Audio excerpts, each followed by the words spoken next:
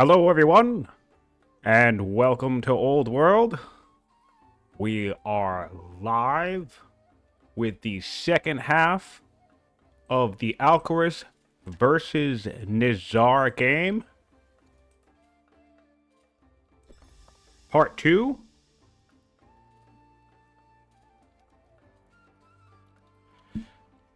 And, alright, yeah. So we are back in the game here. Nizar and Alcaras are getting acquainted with their situation, and we will have a special guest joining us as a co-caster. Let me just make sure that we're all set up here. And here we go. Let's see how this goes. Good evening, Fluffy. Hello, Solver. You are live with us on stream. Hello, hello. Stream, so I enjoyed the first part of this yesterday so much that I am dropping in now with Siontific. Fantastic. And if you could just let us know if he sounds okay in the chat. I'd appreciate that. You sound fine to me. You sound nice and loud, which is good. And I That is good. also need to make sure that I turn my settings on correctly here. Yeah, so there's some buildup in the center of the map. Nizar has a bunch of spears and other stuff in the area. Mostly the first half of the game was largely build up on both sides. I'm going to take a look at the stats real quick, even though I did a summary at the end of the last half. So if you're joining us or if you're following us after the fact on YouTube, probably skip ahead 1 minute or two. But we are looking at, I believe Nizar was ahead in science consistently. Yeah, he has a 600-ish, 500 science lead compared over Carthage at this point. 70 science to 49. So the build-up has largely benefited him, and I also believe he has the stronger economy at the moment. But, of course, Alcaras is a strong player, so I suspect he will catch up nicely. And the Pyramids is finishing in one turn, by the way. So Alcaraz started the Pyramids last session, and it is finishing up in one turn into this new session now. Let me make sure I type on Discord. And of course, Solver, feel free to interrupt me at any moment, and I'll just shut up. I will be doing that when appropriate. When and if appropriate.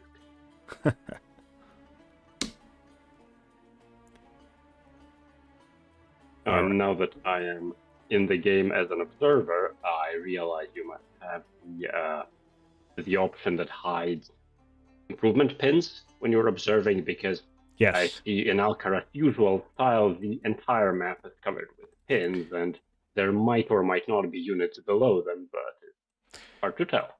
Yeah, I have it on, so I can only see it if I select one of his workers. It definitely. I have to be honest. I mean, to each their own, right? But I don't understand how anybody plays like that. I've seen screenshots or other videos of people playing the game, and they have these pins all over the game constantly. And I know Nizar likes to turn on the resource overlays, so get that turned on for a second here. I'll show stream. So he plays with all of this stuff active all the time as well, and I don't understand how people can play with that clutter. I have every possible filter blank. I don't even keep the hexagons showing. I like a clean, crisp map myself. I barely ever use pins. I definitely understand the value, but just the clutter. I mean, sometimes I think the icon, like the UI, is too big. We actually had that discussion yesterday with this garrison situation over here in Lebanon. This, Champion's family plate was hiding the garrison back there. So less clutter on the map for me, the better. Yeah, so it's definitely a problem in some circumstances telling which improvements are there when you have both urban sprawl or with a champion seat. It's a very, very unfortunate placement of that garrison that I'm also looking at it now as an observer. From most camera angles, it's completely hidden or nearly completely hidden. It's not great. All right, chat, I have turned Solver up as high as he can go. What I could do If it's still not high enough, is I could turn myself down. That way you can turn your volume up. And I'm not obscenely loud. I know I talk quite loud into the microphone. So let me know on that, Fluffy, and I'll try to accommodate. You are as excited as we all should be. So you're always a great example of excitement live. Oh man, I love this game. I can't get enough of it. I haven't been playing much of it lately because most of the free time that I reserve for playing, I'm using it to stream these things. But I'm not disappointed. It's so much fun. It's been a blast. This whole thing has been a blast, and I hope we keep doing stuff like this. They are starting the timer now, and yeah, it's just so great. One thing I've grown to appreciate, I never really considered myself much of a multiplayer person, but one thing I've grown to appreciate about the observing and watching two players play on like a mirror map is precisely what type of differences in decisions they make and how it can impact the game. Even something as simple as what direction you send your scout in can literally be a game defining move. And that's not a skill, but that in that case that's not even a skill based decision, right? Thinking about Fluffy's game against Oro, which like maybe if he sent his scout east instead of south, that would have led him to a different, campsite. He would have cleared a different campsite, and maybe that entire game would have panned out differently. And that's just wild to think that such simple little decisions can change the game, and it gets me excited. The possibilities of what can happen are so exciting in real time.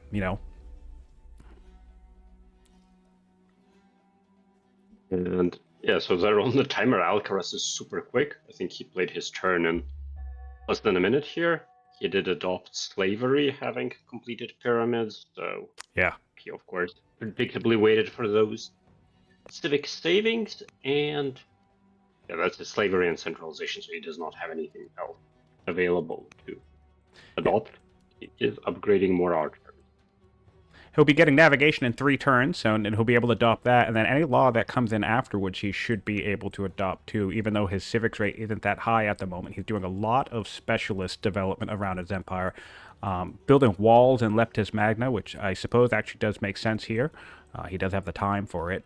Nizar is weaker though, as far as he can tell, but that's one of the interesting things about this type of situation too, is when you start to fall behind in science, your opponent can be weaker than you, but then they could do like a mass upgrade into, you can go from slingers all the way into longbows. That's something I like to do. I even did that in my game. There was a period where I could do 2 turn slingers, 2 or 3 turn slingers in most of my cities. So I just spent the 8 to 10 turns it took me to get to Bodkin Arrow, building nothing but slingers, fully with the intent to upgrade them into longbows.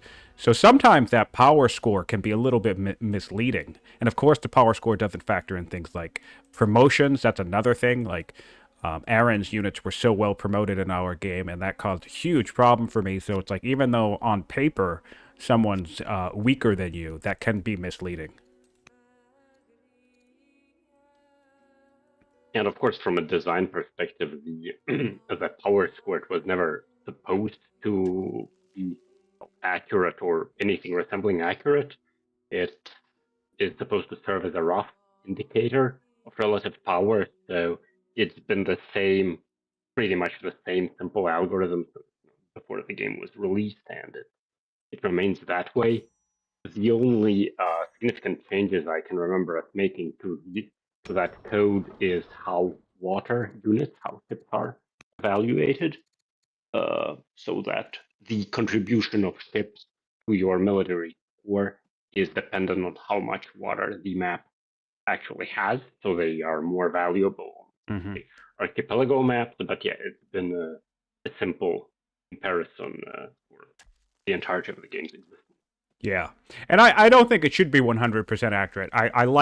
There's something that I like about the game where there's A lot that's left up to player intuition, and some of that is simple stuff like the power score. You know someone's similar or stronger. That gives you a sense of what they're capable of, but not the complete picture. But then also the things that come with experience, such as like if you see an early chariot, or maybe the chariot's not a good example. If you see an early archer, that could indicate that someone might either went composite bow or maybe they grabbed forestry and got a free archer off that tech. So I definitely like that you get that the information gathering in this game is really interesting, I think, because you can glean stuff. The law count is another one. You get perfect information, surprisingly. I never knew this until I started playing a multiplayer. I never knew that you could see the laws of your opponents. And that gives you, perfect information of terms of their relative or approximate tech paths. And I think that's a lot of fun to try and intuit what your opponent is up to based off of your game knowledge and the pieces of information that you're able to piece together as you're playing. Yeah, and that's another thing that has been a pain point technically at some points, filtering exactly how much information should be visible through tooltips. We've had point where you could very accurately estimate your opponent's orders if they had certain traits, because if your opponent had a leader with a morning trait, which is a less percentage of orders, then you could see how many orders they're losing from that, and then by knowing, oh, so they're losing 10% of this, right? Then it's then you can estimate the total orders or tough. It wasn't counting things like garrisons, but Yeah. It's been problematic. And of course, nobody wants to have a game where players can sit for 30 minutes going through every tooltip and trying to calculate exactly what their opponent has based on that. Yeah. Well, that's one of the things I appreciate about network play. Also, taking a second, chat, I've just turned myself down because I can't turn Solver up any further. And even if I could, I wouldn't want to because I'm wearing headphones and it would make me uncomfortable. I've turned my own microphone down to give you all the opportunity to turn your volume up and hopefully hear both of us a little bit better without me being overpowering. Again, let me know how this works. I can turn myself down a little bit more if need be, or if I'm now too quiet, let me know. But yeah, that's one of the things I appreciate about the network play too, is that I like that you don't have like I've played cloud duels and cloud games, and of course they're fun. The biggest reason why I don't like playing them personally is because I think about them constantly. Like if my turn ends on a 9 o'clock on a Monday night, and someone doesn't take their turn until the midday next day or 2 days from now, the way I think about this game, the way I think about 4X games, and the way I obsess over Old World specifically, I'm thinking about that one match almost constantly. That's part of the reason why I play most games of Old World in about 1 to 3 sessions anyway, because it's like I start on a Friday night and I'm done by Saturday afternoon, or I'm done by Sunday night. I can't play a game on a Tuesday and then pick it up again next Wednesday and then pick it up again, the same game again, like next Thursday, like that. I know that's what so many 4X players do, and obviously time constraints and scheduling, and that's a big thing, but I just cannot play games that way because of the way I obsess over them. So that's part of the reason why I don't play Cal. But one of the things I like about Network is I like that you kind of have to be on your toes. You don't actually get 12 hours to map out the perfect strategy in a combat, or to count every tile your opponent has, or and I like that the window and the door is open for making simple mistakes. Not even just grand mistakes, but simple mistakes of, oh shit, I didn't even notice that your opinion was high. Or, oh shit, I didn't realize that you had an axeman right there. Things like that. Whereas, like, if you had undo and you were planning out your attack over an hour in Cloud, those simple mistakes, become less likely. And I think the simple mistakes are what make these games so much more interesting and exciting because you're like, oh shit, I would have done this if I had only noticed that. Or like even a misclick. I've messed up a beautiful route chain in my game because of one dumb misclick. And yes, in the moment it was infuriating, but that's like the meat of this experience for me anyway.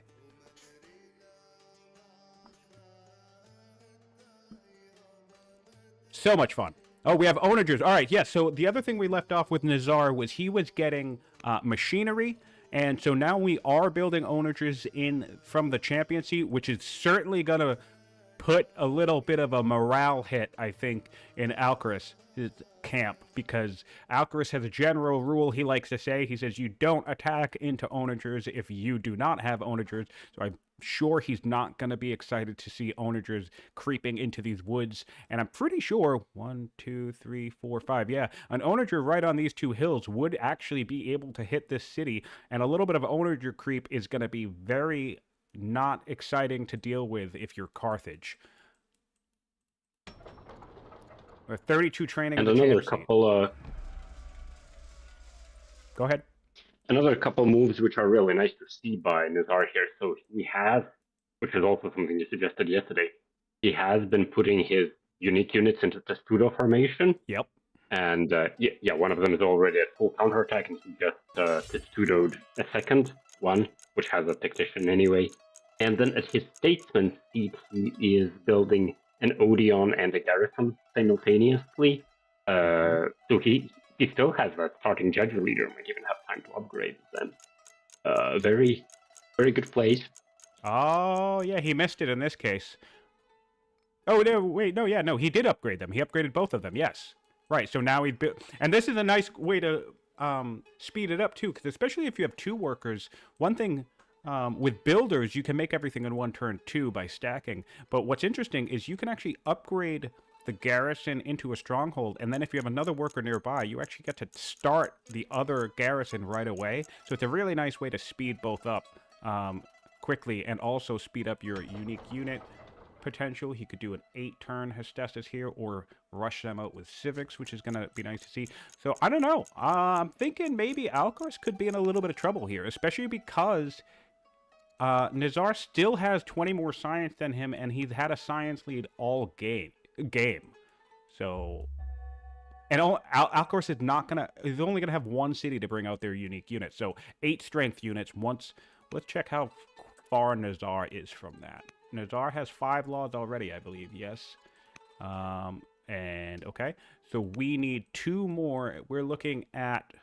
Oh, right, yes, I remember. Monasticism and citizenship are both on the table, or architecture. So basically, 2 400 science technologies away from having 7 laws.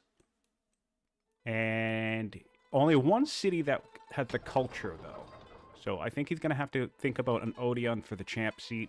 He is building Odeons in the state seat, so that should catch up quite nicely. That looks like maybe it'll... And then, of course, this is one of the real nice things about patrons. Players are often wondering what the real benefit is of patrons. I mean, at the end of the day, you can build your 8-strength unit out of any city that's strong culture. And if you don't have the training in the city, who cares? You can always rush it. So this city's already almost developed. It's already making 9 culture per turn compared to the 9 culture in the champion seat, right? And it's not even finished with its 2nd pearl yet. So by the time the 3rd pearl is online, this thing's going to zoom up to strong culture, and I wouldn't be surprised if this city beats one of these 2 cities to strong. And that's going to give him another node with which to produce or rush out his unique unit. So you can start putting barracks in this city too in preparation for that unit production, which is nice.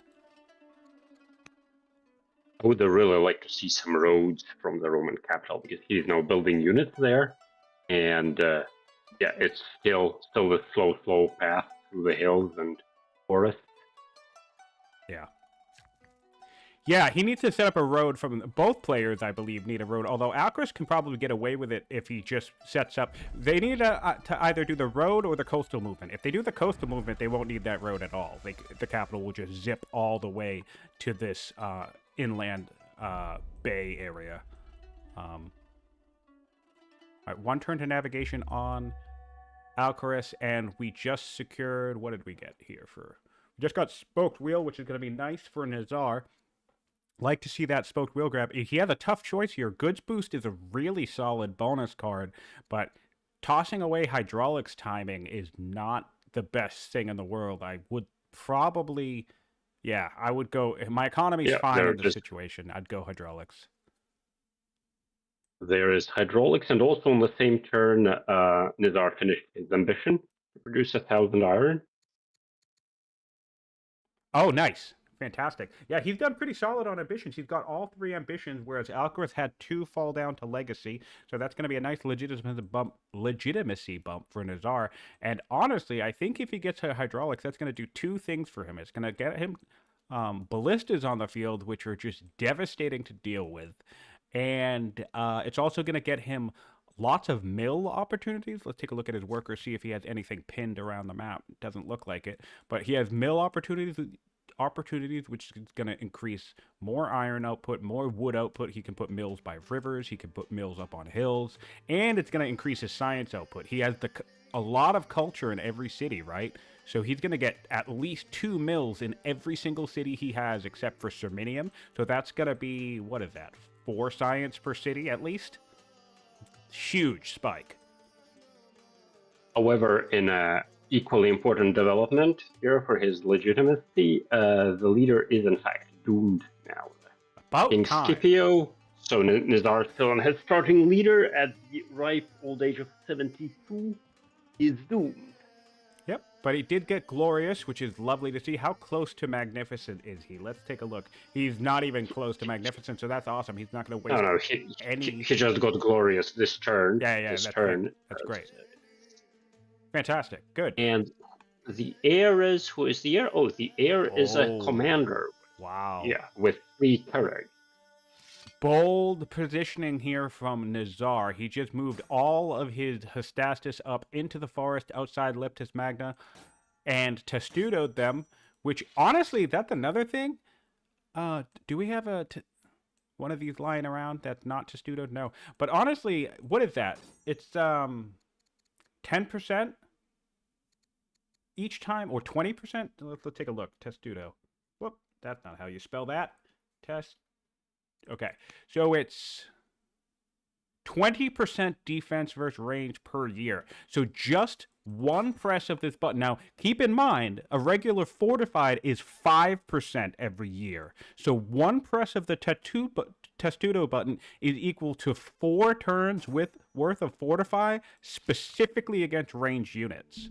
So that is actually pretty nice when you're staring down a ballista. And of course, we know this is the free ballista, so he only has 1 to worry about. And he's on these woods. So yeah, these archers are going to do no damage to these things. And then next turn, they're going to get another 20% defense. The robots in the chat asking, are all of these advantages so by Nizar entirely related to Alcaraz' leader dying to the camp clear event? So not quite, because Alcaraz also spent some orders, some legitimacy to buy orders.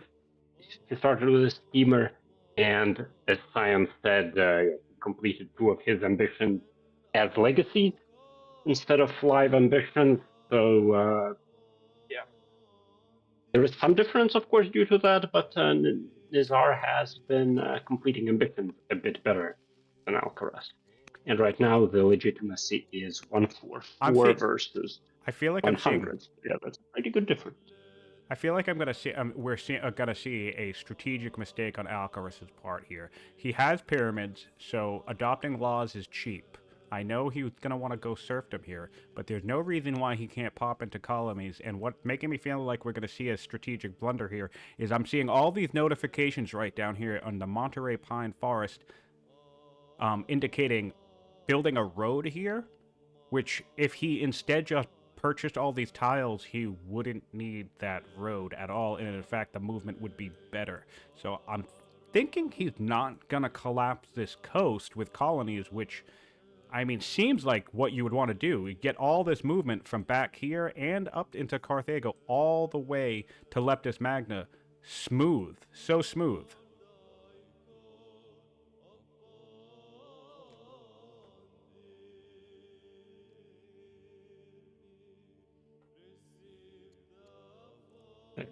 Scott, of course, pointing out that those ambitions for Alcaraz did become legacies because his leader died. So yeah, that is true. But also, it's a calculated risk he took on that idealist event option. So yeah, of course, it's been a net negative.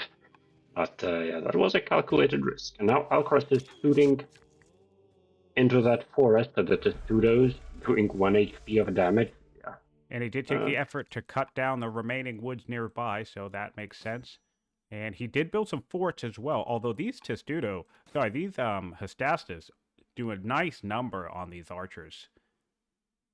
Oof, brutal damage. I suspect Nizar won't go in next turn. He can tank a hit here. Let's see if Nizar has it up. He could. I really like the buying the tiles close to the border thing. So he could pop into colonies if he wanted and put these 2 tiles in his border, which would then give him the ability to keep healing this unit. That could be fun. Might not be worth the civics, but it could be fun. Oh, and after our death, we have our hydraulics went from what was originally 9 turns when we started it to 13 turns. We've had a massive science drop because of that intelligence. He was at 71 science, and now he's at 41. This is great news for Alcaraz. This is great news for Alcaraz. Alcaraz does not have a strong wisdom leader. He doesn't have any intelligent traits or any other like big wisdom boost hitting his kingdom at the moment, and he's making 54 science now to Nizar's 41. So as long as Alcaraz can hold out, I suspect we'll see momentum start to drive back in his favor, which is nice. Sure, yeah, we can look at the science graph, and Alcaraz died on turn 19 and took a massive dip right here, and then kind of was hobbling along for most of it, and then this should update next turn once the turn swaps over, and we'll see a 30-point drop, so he'll be dropping down to about here, Nizar. So yeah, a lot of this is just the judge doing judge things and having a nice, long, wonderful, beautiful, glorious life. One problem that Nizar gets with this succession is that his statesmen now hate him because the statesman oligarch is plotting against this leader. Wow, yeah. And he's not. However, an immediate, very good reaction by Nizar, so he ordered his chancellor to imprison this troublesome oligarch on the same turn, so immediately noticed and reacted. So here's the thing.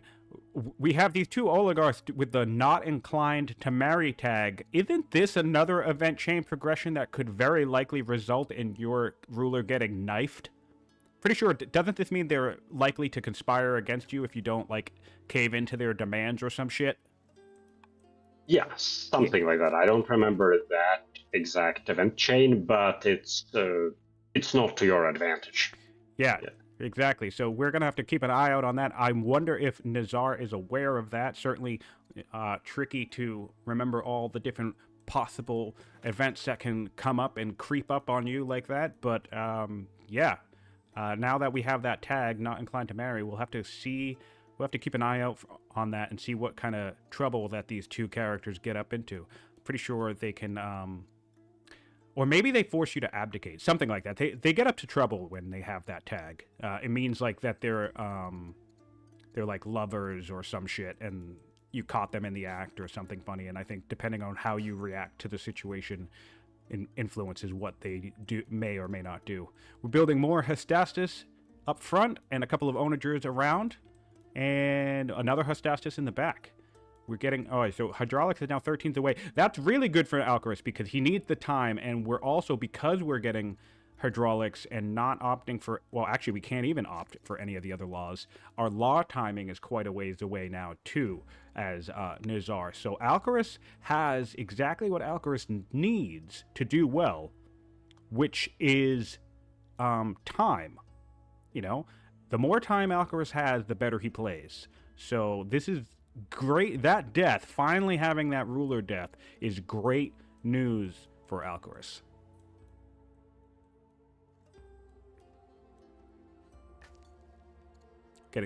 Probably going to do some harvest or maybe scouting. Ah, this is such an annoying bug.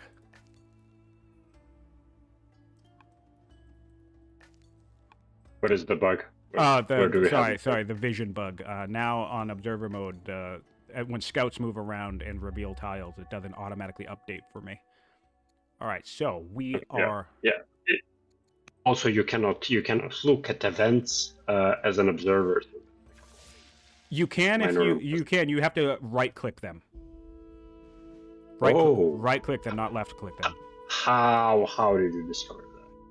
How did I discover that? I'm persistent and I don't know. After 4 years of playing this game, I'm very very familiar with the fact that you guys hide stuff in the most random ways. That now every time, after having so many times of going to the suggesting forum and saying, "Hey Mohawk, put this in the game," and having Dale or you or somebody else go, "Dude, it's right there," and then show me a tooltip that literally says press control or right click or whatever to do the thing that I want to do. Now, anytime I can't do anything, I shift, I right click, I control click, whatever I'm trying to do, I hit every possible button combination to make sure it's possible before I go bitch about it.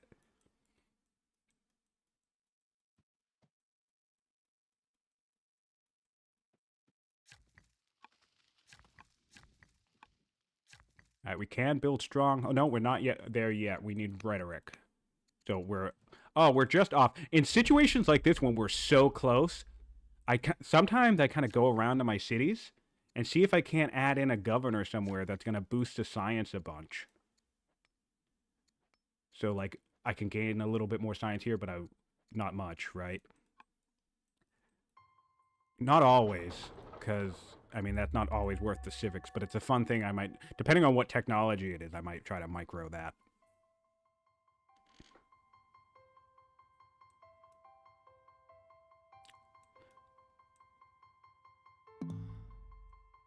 Welcome to the chat, Filthy Robot. Sorry, just catching up now. Yep.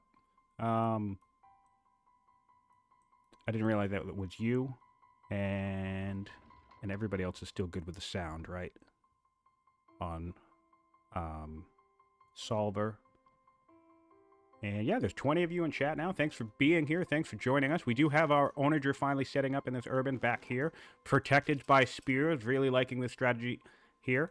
And yes, Zenobia, I caught that as well, so good call out there, Fluffy. Zenobia is on the scene. Where is she? So I suspect Lilybit, yep. So the first thing is, though, as soon as she shows up, she's so amazing. Look at those stats, man. First of all, she's 2-2-2 across the board anyway, and then she becomes a rising star, so she becomes 4 across the board, which is just fantastic. 5 wisdom.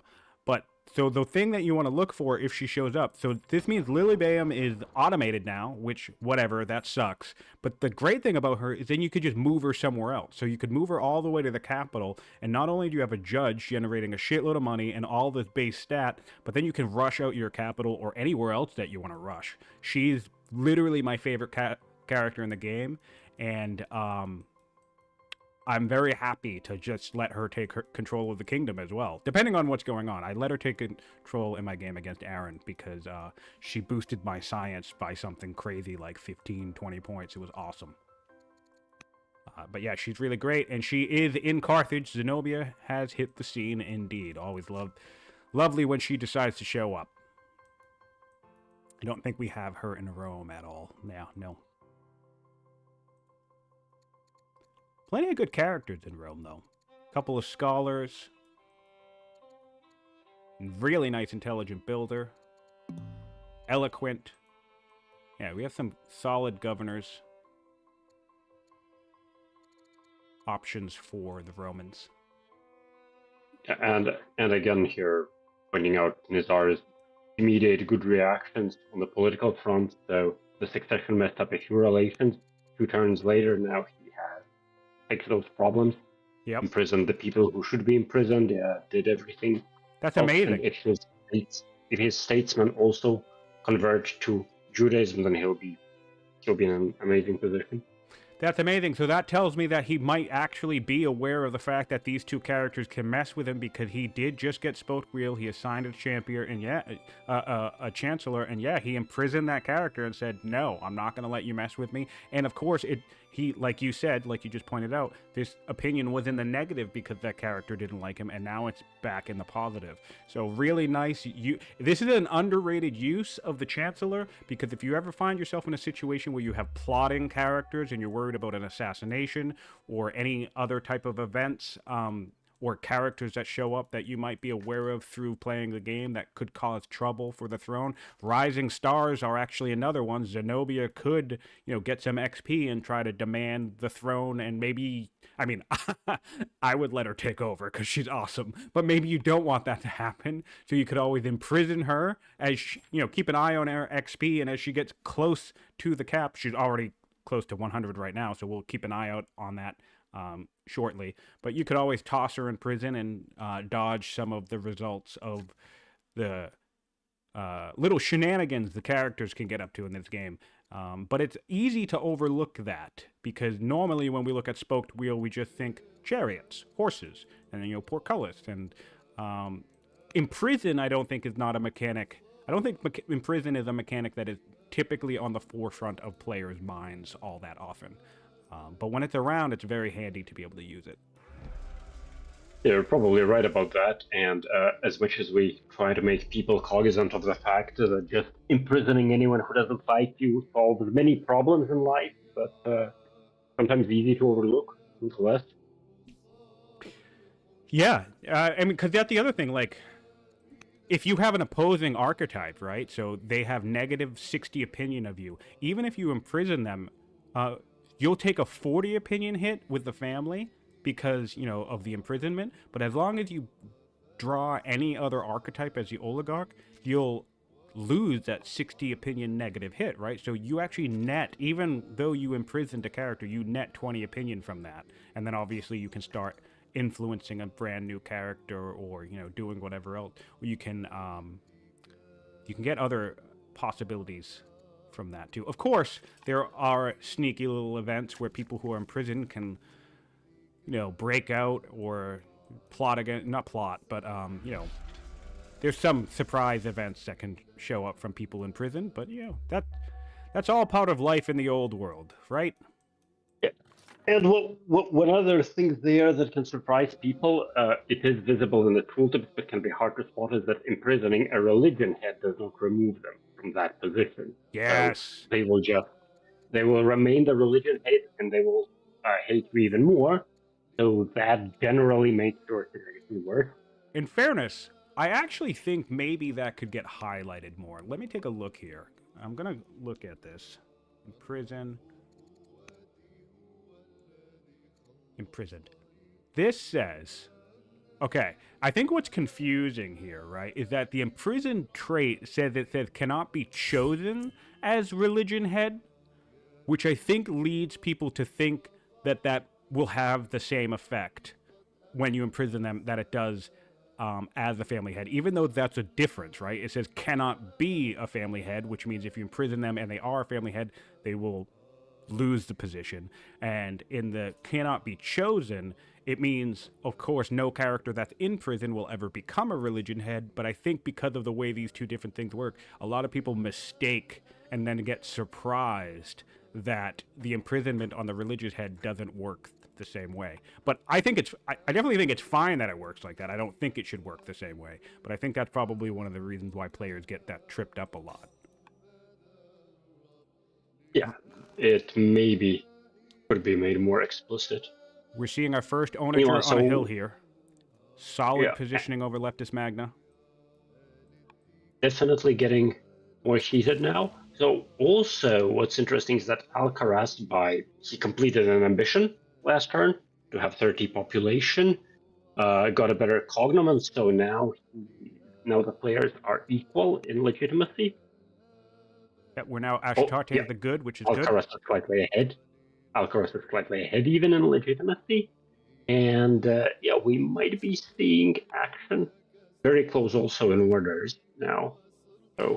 Certainly a tricky position to be in because you're going to be taking that harass fire. There's really no reason for Nizar not to just whack the city or a unit every single turn and just basically dare Alcaras to do something about it. And I don't think Alcaras is going to be in a position to do much about it because the majority, if not the entirety, of his military is ranged units. Let's take a pop over to Carthage and take a look at that composition, and we're going to see where we have 22 ranged units, only 3 melee units, and even this one siege unit is a ranged unit. So he did delay ironworking for turn 50, and this is something I've talked about a few times in this tournament.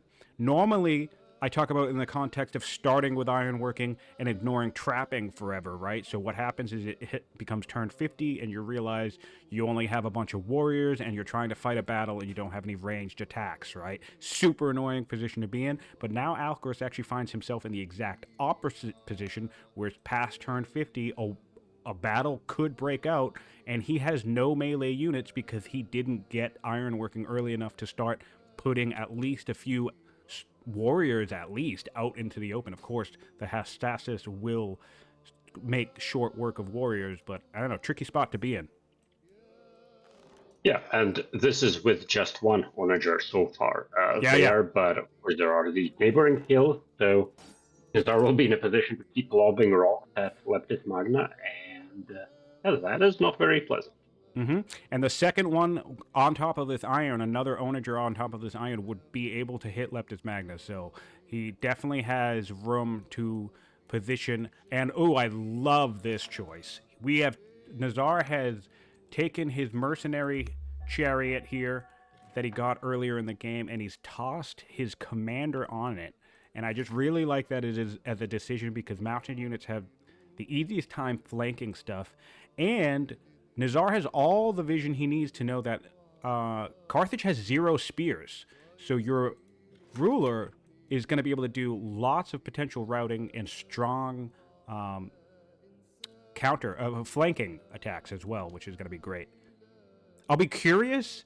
I'm really curious what Nizar's decision is going to be here. If he's going to be patient or if he's going to go hard.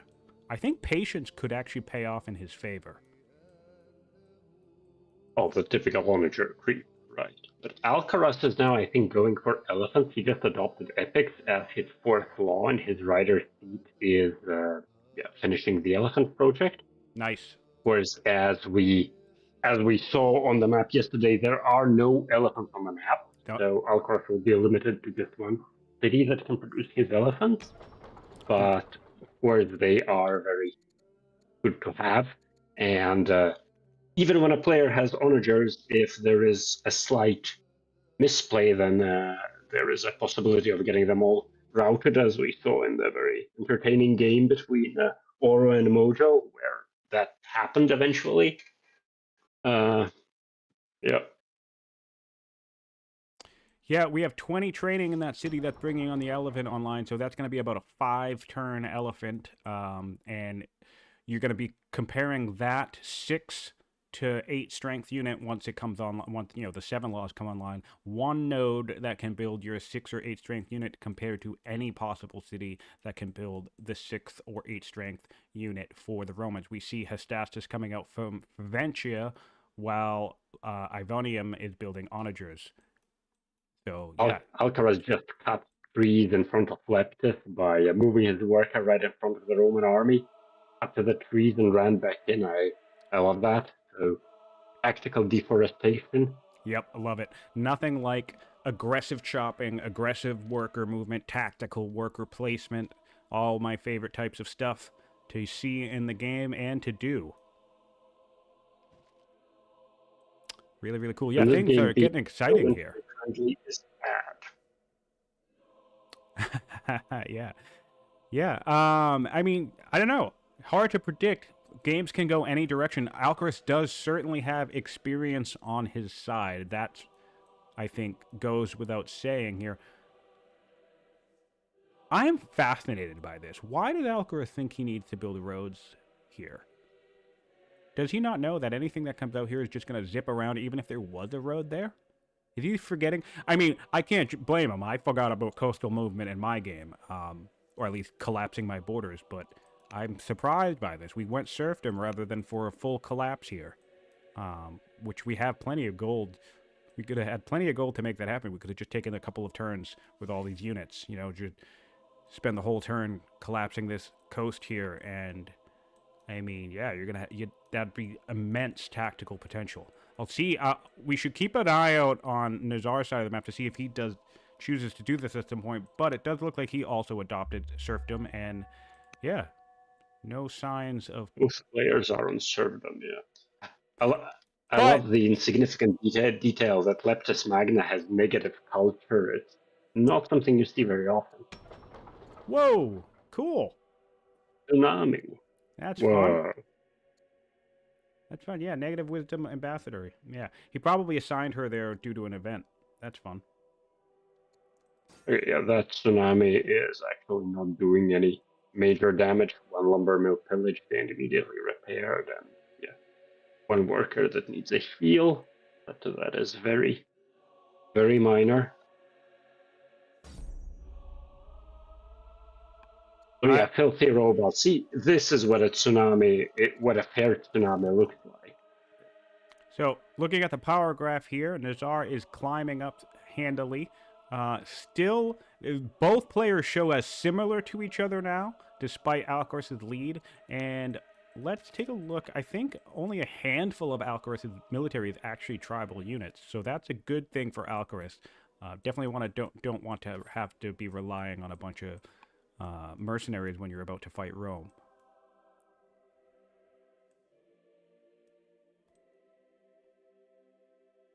Also, I'll do a quick look at the orders. Plus or minus worker turns, both looking at a very similar 27 to 26 orders at the moment on turn 61. That factoring in whatever they might be spending on workers at the moment.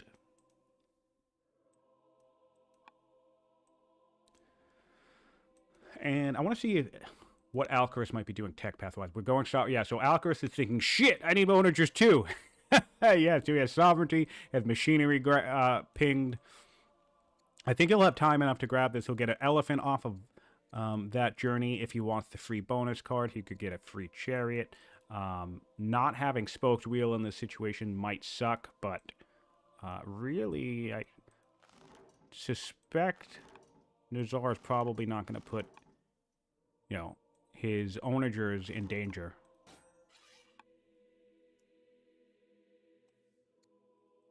Look how quickly some things can change. So now Alcaraz is generating 50% more science than Nizar. It's crazy. Yeah, it's crazy. Or yeah, he still has quite a long way to catch up, but this reversal in science is amazing. Let's take a look at the overall specialist output. I believe Nizar was on top of specialist last turn. Yeah, but no, Alcaraz surpassed him. Nizar hit about 10 specialists while Alcaraz had 6, and now Alcaraz has 12 to Nizar's 10. So I feel like since this session started, I don't think Nizar has built a single new specialist except for this Fisher that's about to come online. So going into military mode, and I think that's one of the things too that an early science booster like intelligent or schemers or scholars can kind of trick you into. And I don't think Nizar science is necessarily bad, although you probably want to be higher than 40 at this point in the game. But it can trick you into thinking that your science is solid, and then you suffer a death, like we saw happen with both players. And you end up taking like a 20-point science dip because most of it was coming from your ruler.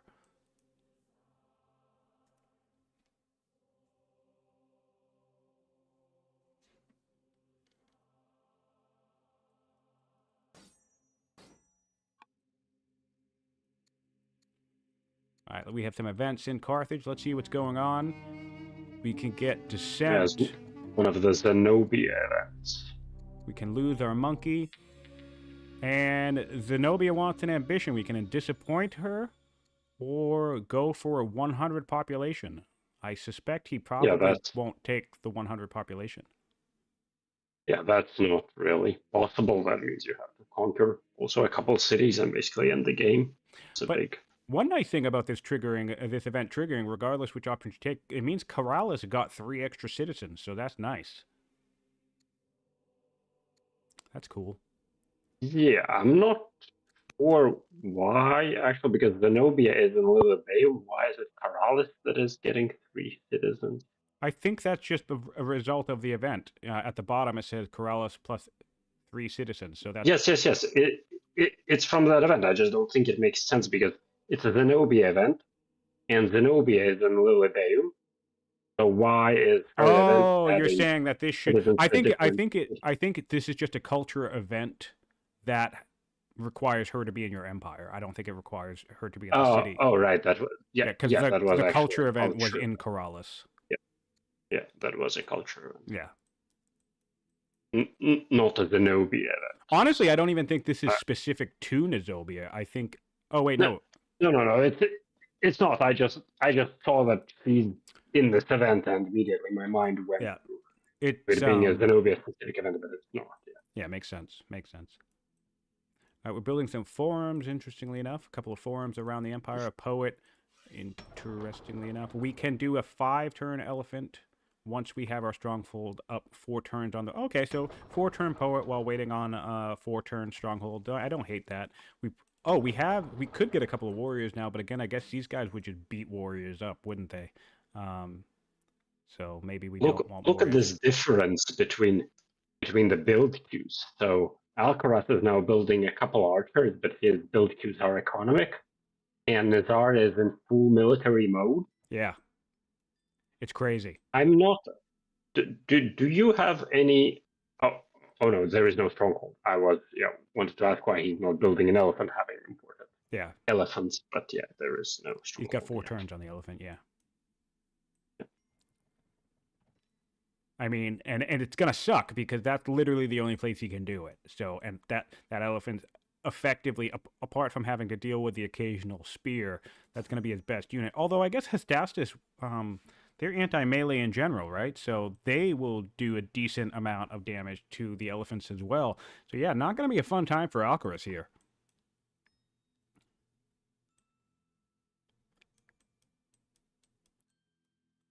Nice to see that Nizar just focused on a steady buildup and didn't aggress too early and shoot himself in the foot.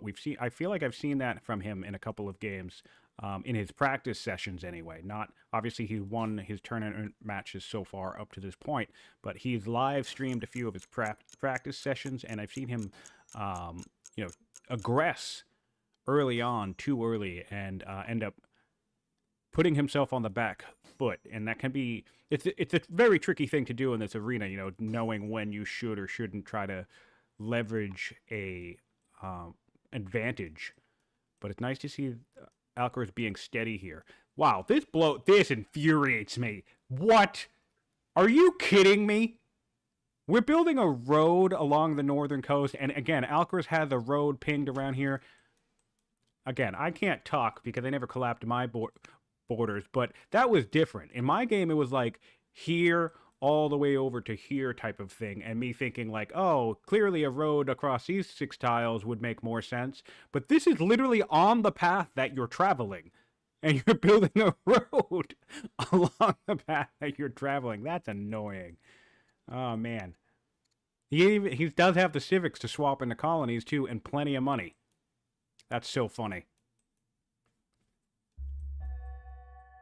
Oh, the other nice thing for Nizar is there's a commander on the throne, so he's getting that passive XP. I want to keep a track of his unit levels. That's another thing I want to keep track of.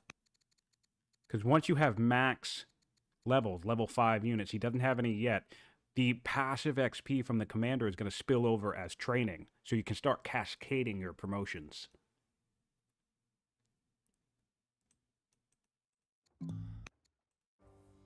I was not expecting Alcaraz to accept the 100 population ambition, but he did. My thinking on that is he probably didn't want to disappoint Zenobia because she's about to level up, and I think the good and bad events for Rising Stars, the bad ones are more likely if they dislike you.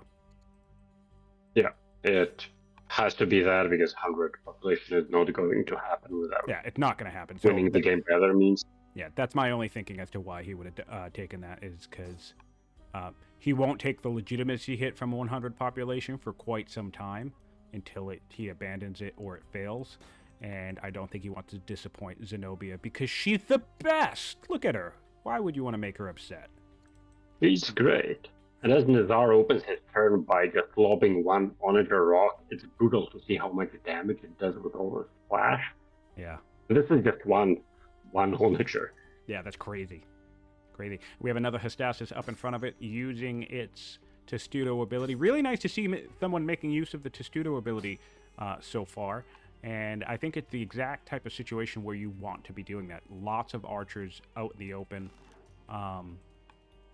The ballista is now dampened a little bit in these woods. It does only 5 damage to these frontline Hestastus in the woods, which is just crazy, because if we look back here compared to like a spear in the woods, that's 9 damage. So really nice. Or like even 11, right? Is this in the woods? Yeah, this unit back here is 11 damage in the woods. Crazy how much damage you get. 14. Oh, that's out in the open. Any other stuff in the woods? Yeah, just this one right here. Yeah, so getting a ballista going to go down to 5 damage while you're not even in a fort is fantastic. How far are we from having another onager that can chuck rocks into these people? We have another one back here. Not far at all. Yeah, there's a couple more being built, and there's one already by the statesman moving. So fantastic. It will be 2, and in fact, it will be 3. Fantastic. This is looking good for Nizar. I have to say, we have 2 turns on sovereignty. So in those 2 turns, we'll have 3 onagers outside of Leptis Magna for Rome, and then we still have to get up to machinery. Let's see in Carthage's deck, we have a draw pile, so we will have to research one more technology before we can even get to machinery. Be interesting to see which technology he decides to grab next. I don't really know what would be a good pick because the Hestasis are going to counter everything. Phalanx maybe in case, just in case more horses show up, but steel because there are axes running about. Steel because there are spears running about, so maybe steel. And then what do we have? Oh, steel. Yeah, steel will get you a free African elephant. So I'd like to see Alcaras grab steel because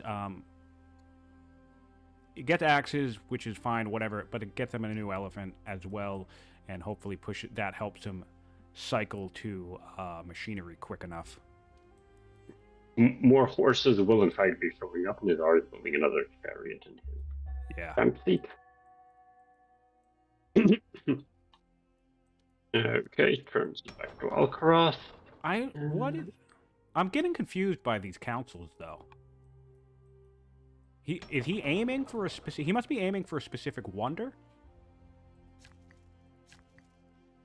Is that what he's trying to do? Is he trying to buy a wonder outright? Or like, because why?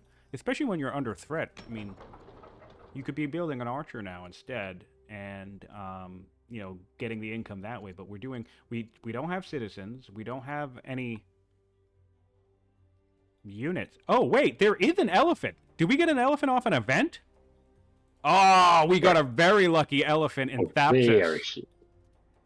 Yeah, he was not there. Early. Oh, it was, yeah, right. I caught the event, but I didn't catch it up. It was the what is called import and export business event. Yep. Fantastic. That's great news for Alcaras. He now has another hub with which to produce his unique unit. I was thinking about that. I was wondering if that would show up, and it's really, really nice to see that he did. Not necessarily the best location, but whatever. He can build more barracks. Any city can become a military hub if you grease the wheels a bit. So that's huge news for Alcaras. What are we doing? We're building lots of... Oh, we're tile buying. We are tile buying. I can't see it because that's also part of the visual bug. God damn it. Okay. Great. Yeah, Love it. I think the developers, the developers suck and all that. But yeah, these developers, man, they're like, who knows what they even do with their time. or some doing aggressive buying out in the open as well. Really like the collapsing of the borders here. So now, if we take a look at this worker, yeah, this worker can get all the way to this front line. And the reason why I'm grabbing the worker is because we're thinking about, how quickly can these archers and stuff get to where they need to go. And this is going to be a really nice tactical pipeline for Alcaras. Really glad to see him decide So to do that. just by my observer mode, you can get the borders to refresh very real quick, switching to Rome and back to Carthage again. Oh yeah, no, I know if you swap, you can. It's just annoying because it's happening in real time. But that, it's fine. It's not the biggest deal. I know I have the workaround. It's just funny. So coastal movement is up, and yeah, some more border expansion. So up, of course, those scouts are dead if Nizar chooses to kill them, but it's unfortunate though because this is what I was saying earlier. It's like technically this wastes some civics because he adopted serfdom first, swapped it to colonies, and then gonna have to swap back to serfdom.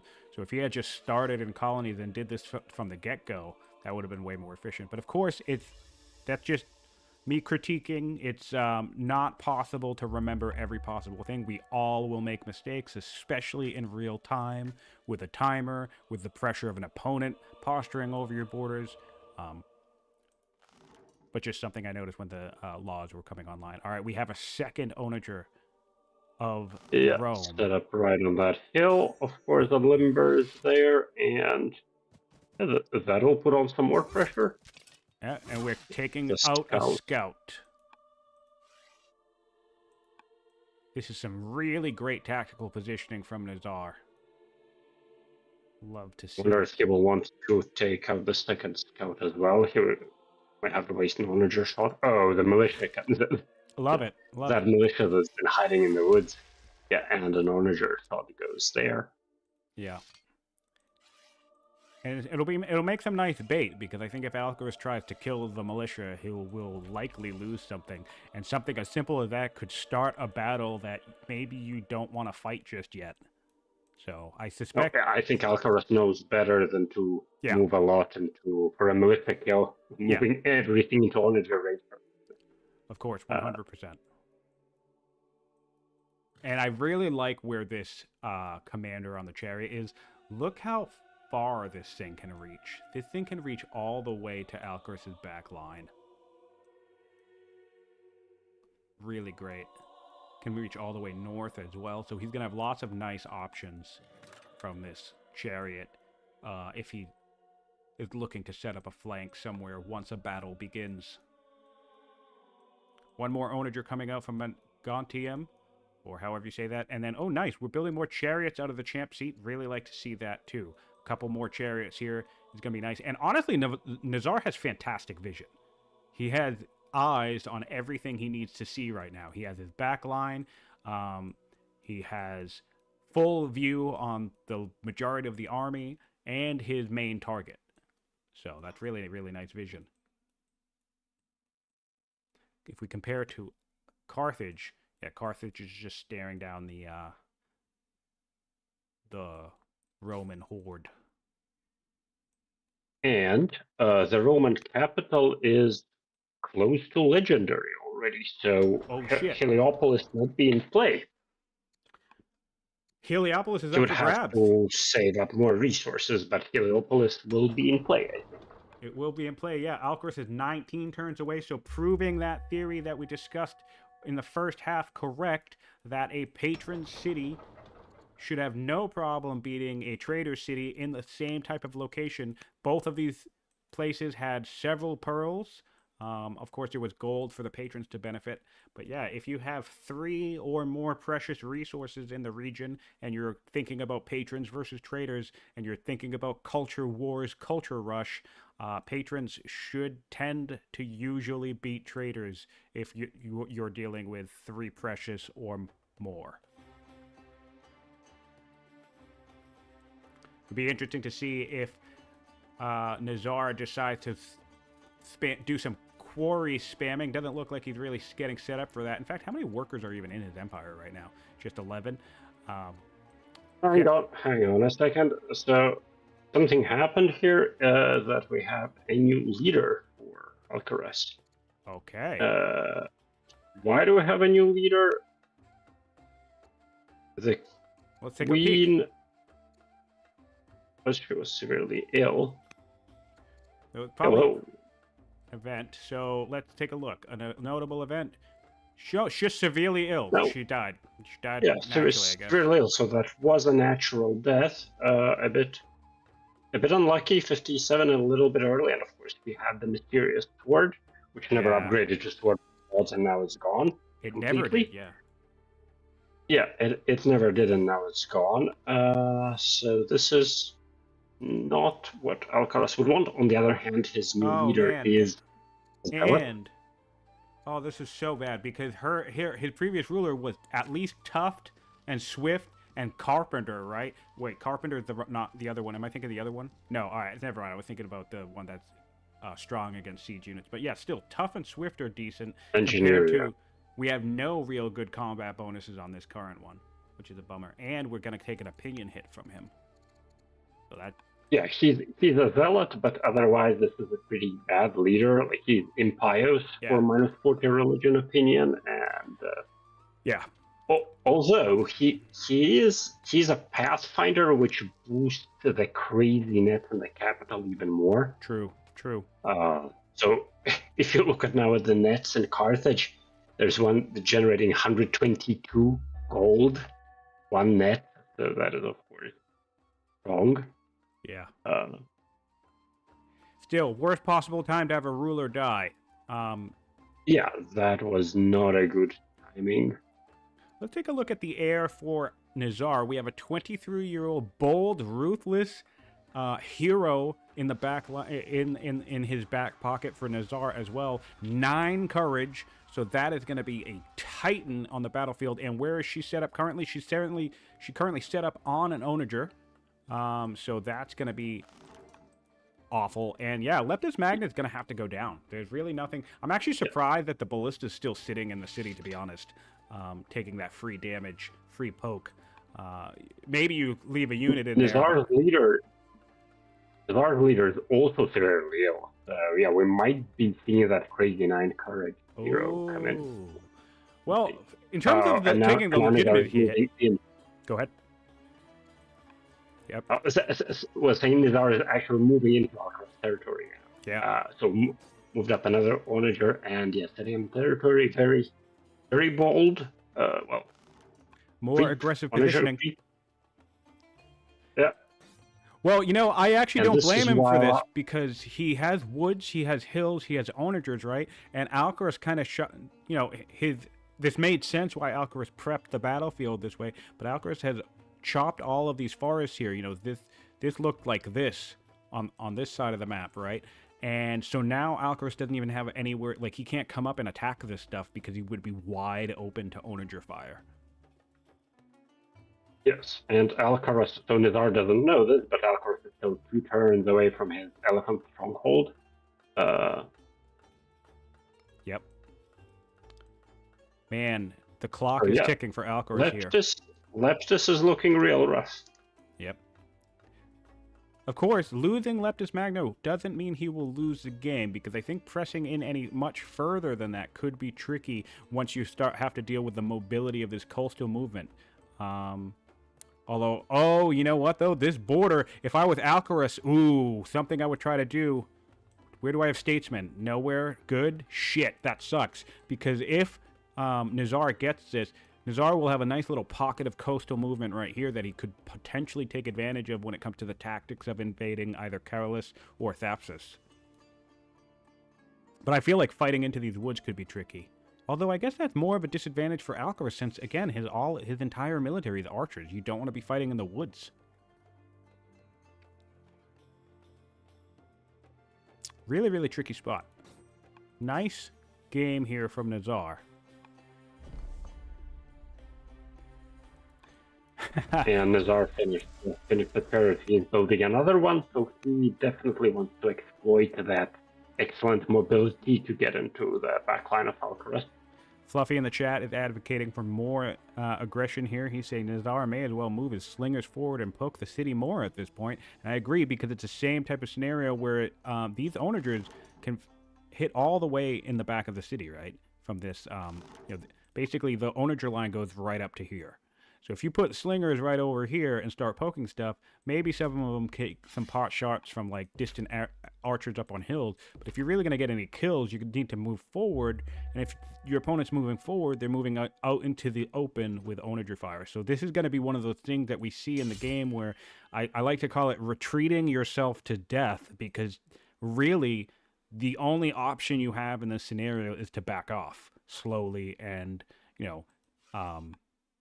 I don't think Alcaras can fight into this, so his only option is to just like back up and hope for some type of timing to help him out of this situation, like his elephants. Now, what will be interesting is how Nizar handles the fall of Leptis Magna, because undoubtedly this city will fall.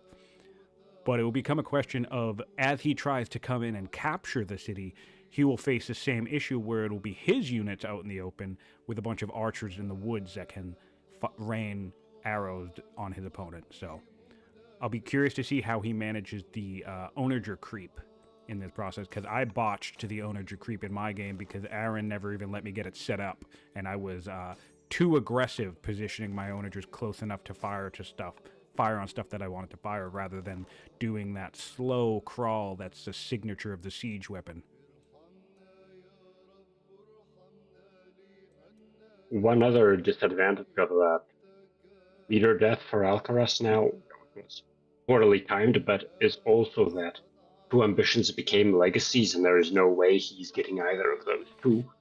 So those Shit. are two failed legacies in 19 turns. Because, Yeah, that's shitty. So, well, let's take a look here, because we will have... I mean, he's still not too far behind on legitimacy from his opponent, 93 to 109, and then this commander being severely ill will... If he dies, that will be another decay for Nizar. So, fingers crossed for Alcaraz that commander dies, but also dealing with... How much training does Nizar have at the moment? 400? Yeah, so he will soon be in a position to launch offensive, which is just going to be awful. Look at all that XP ticking away, though. Love to see that once you have a commander on the throne. And yeah, that is happening, so the Nizar leader is doomed. Nice. All right, here we go. So this is great news for Alcaraz. Ooh, we can persecute the Zoroastrianism. That's 6 legitimacy. Love the persecution event coming on for Rome at the moment. That's 6 legitimacy. And then if you persecute every single turn, I believe that's another 2 legitimacy every turn. I don't think the event fires every turn, but if it does, every time it fires, and it gives you an option to end the persecution. If you don't, you get like 1 or 2 legitimacy, so that's awesome.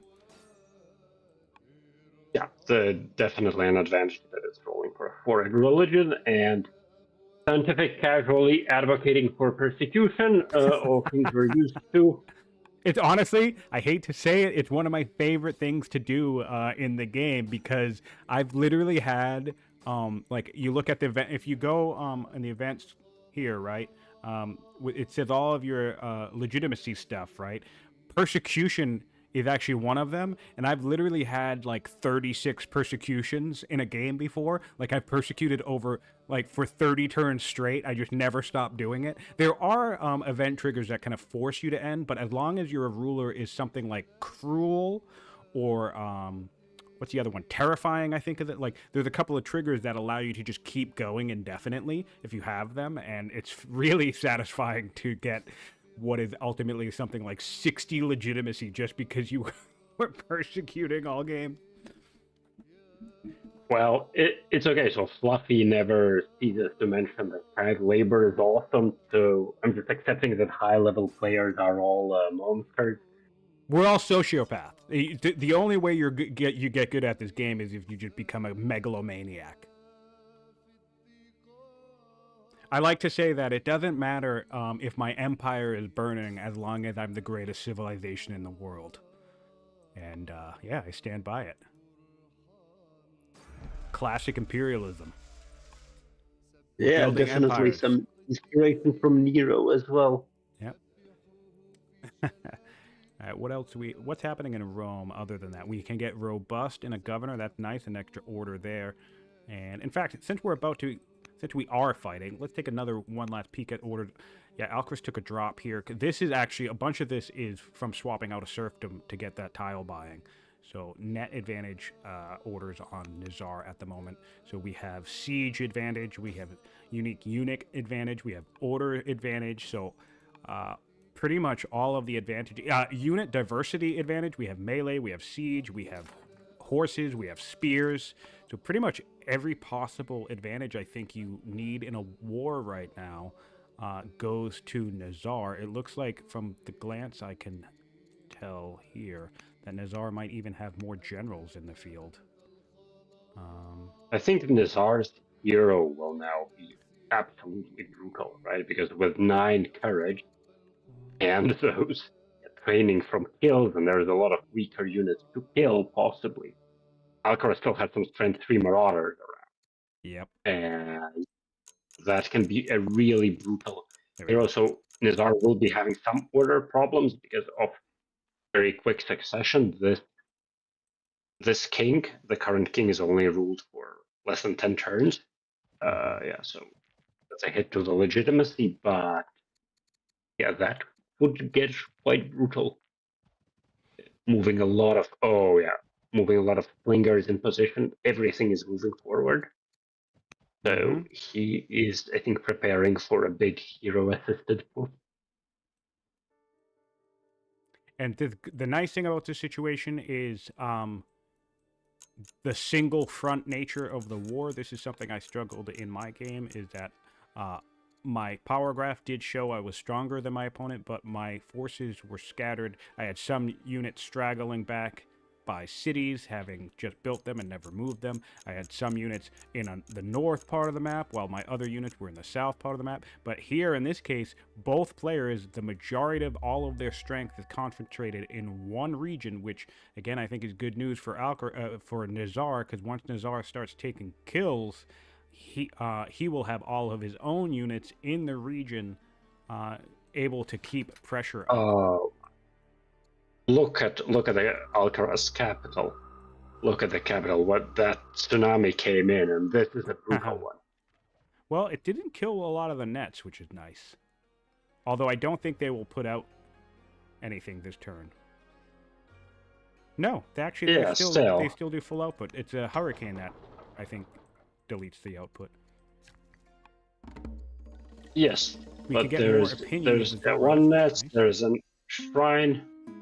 There's a garrison that needs repair, so this is bad timing. Just when Nizar is preparing to attack, there's a bunch of improvements that need attention. And yep, you know what's funny though?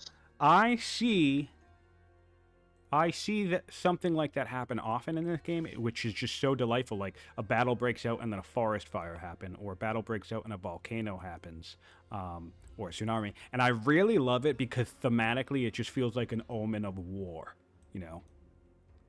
Regardless who it happens to. It's just like war between the nations has happened, and then there is, a forest fire, and it's like, the omen, the gods are angry.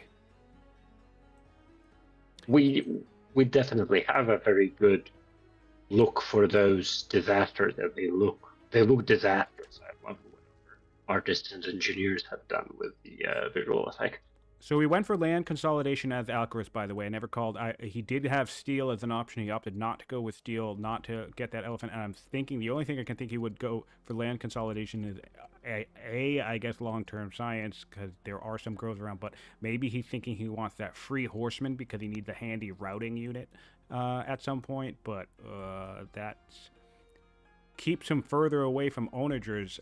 Steel would have been a faster cycle of the deck to get to machinery quicker, so I am a little surprised by the land consolidation grab here. I think we would have the cheapest techs we can get are steel or metaphysics, and I think steel would have been the right choice here.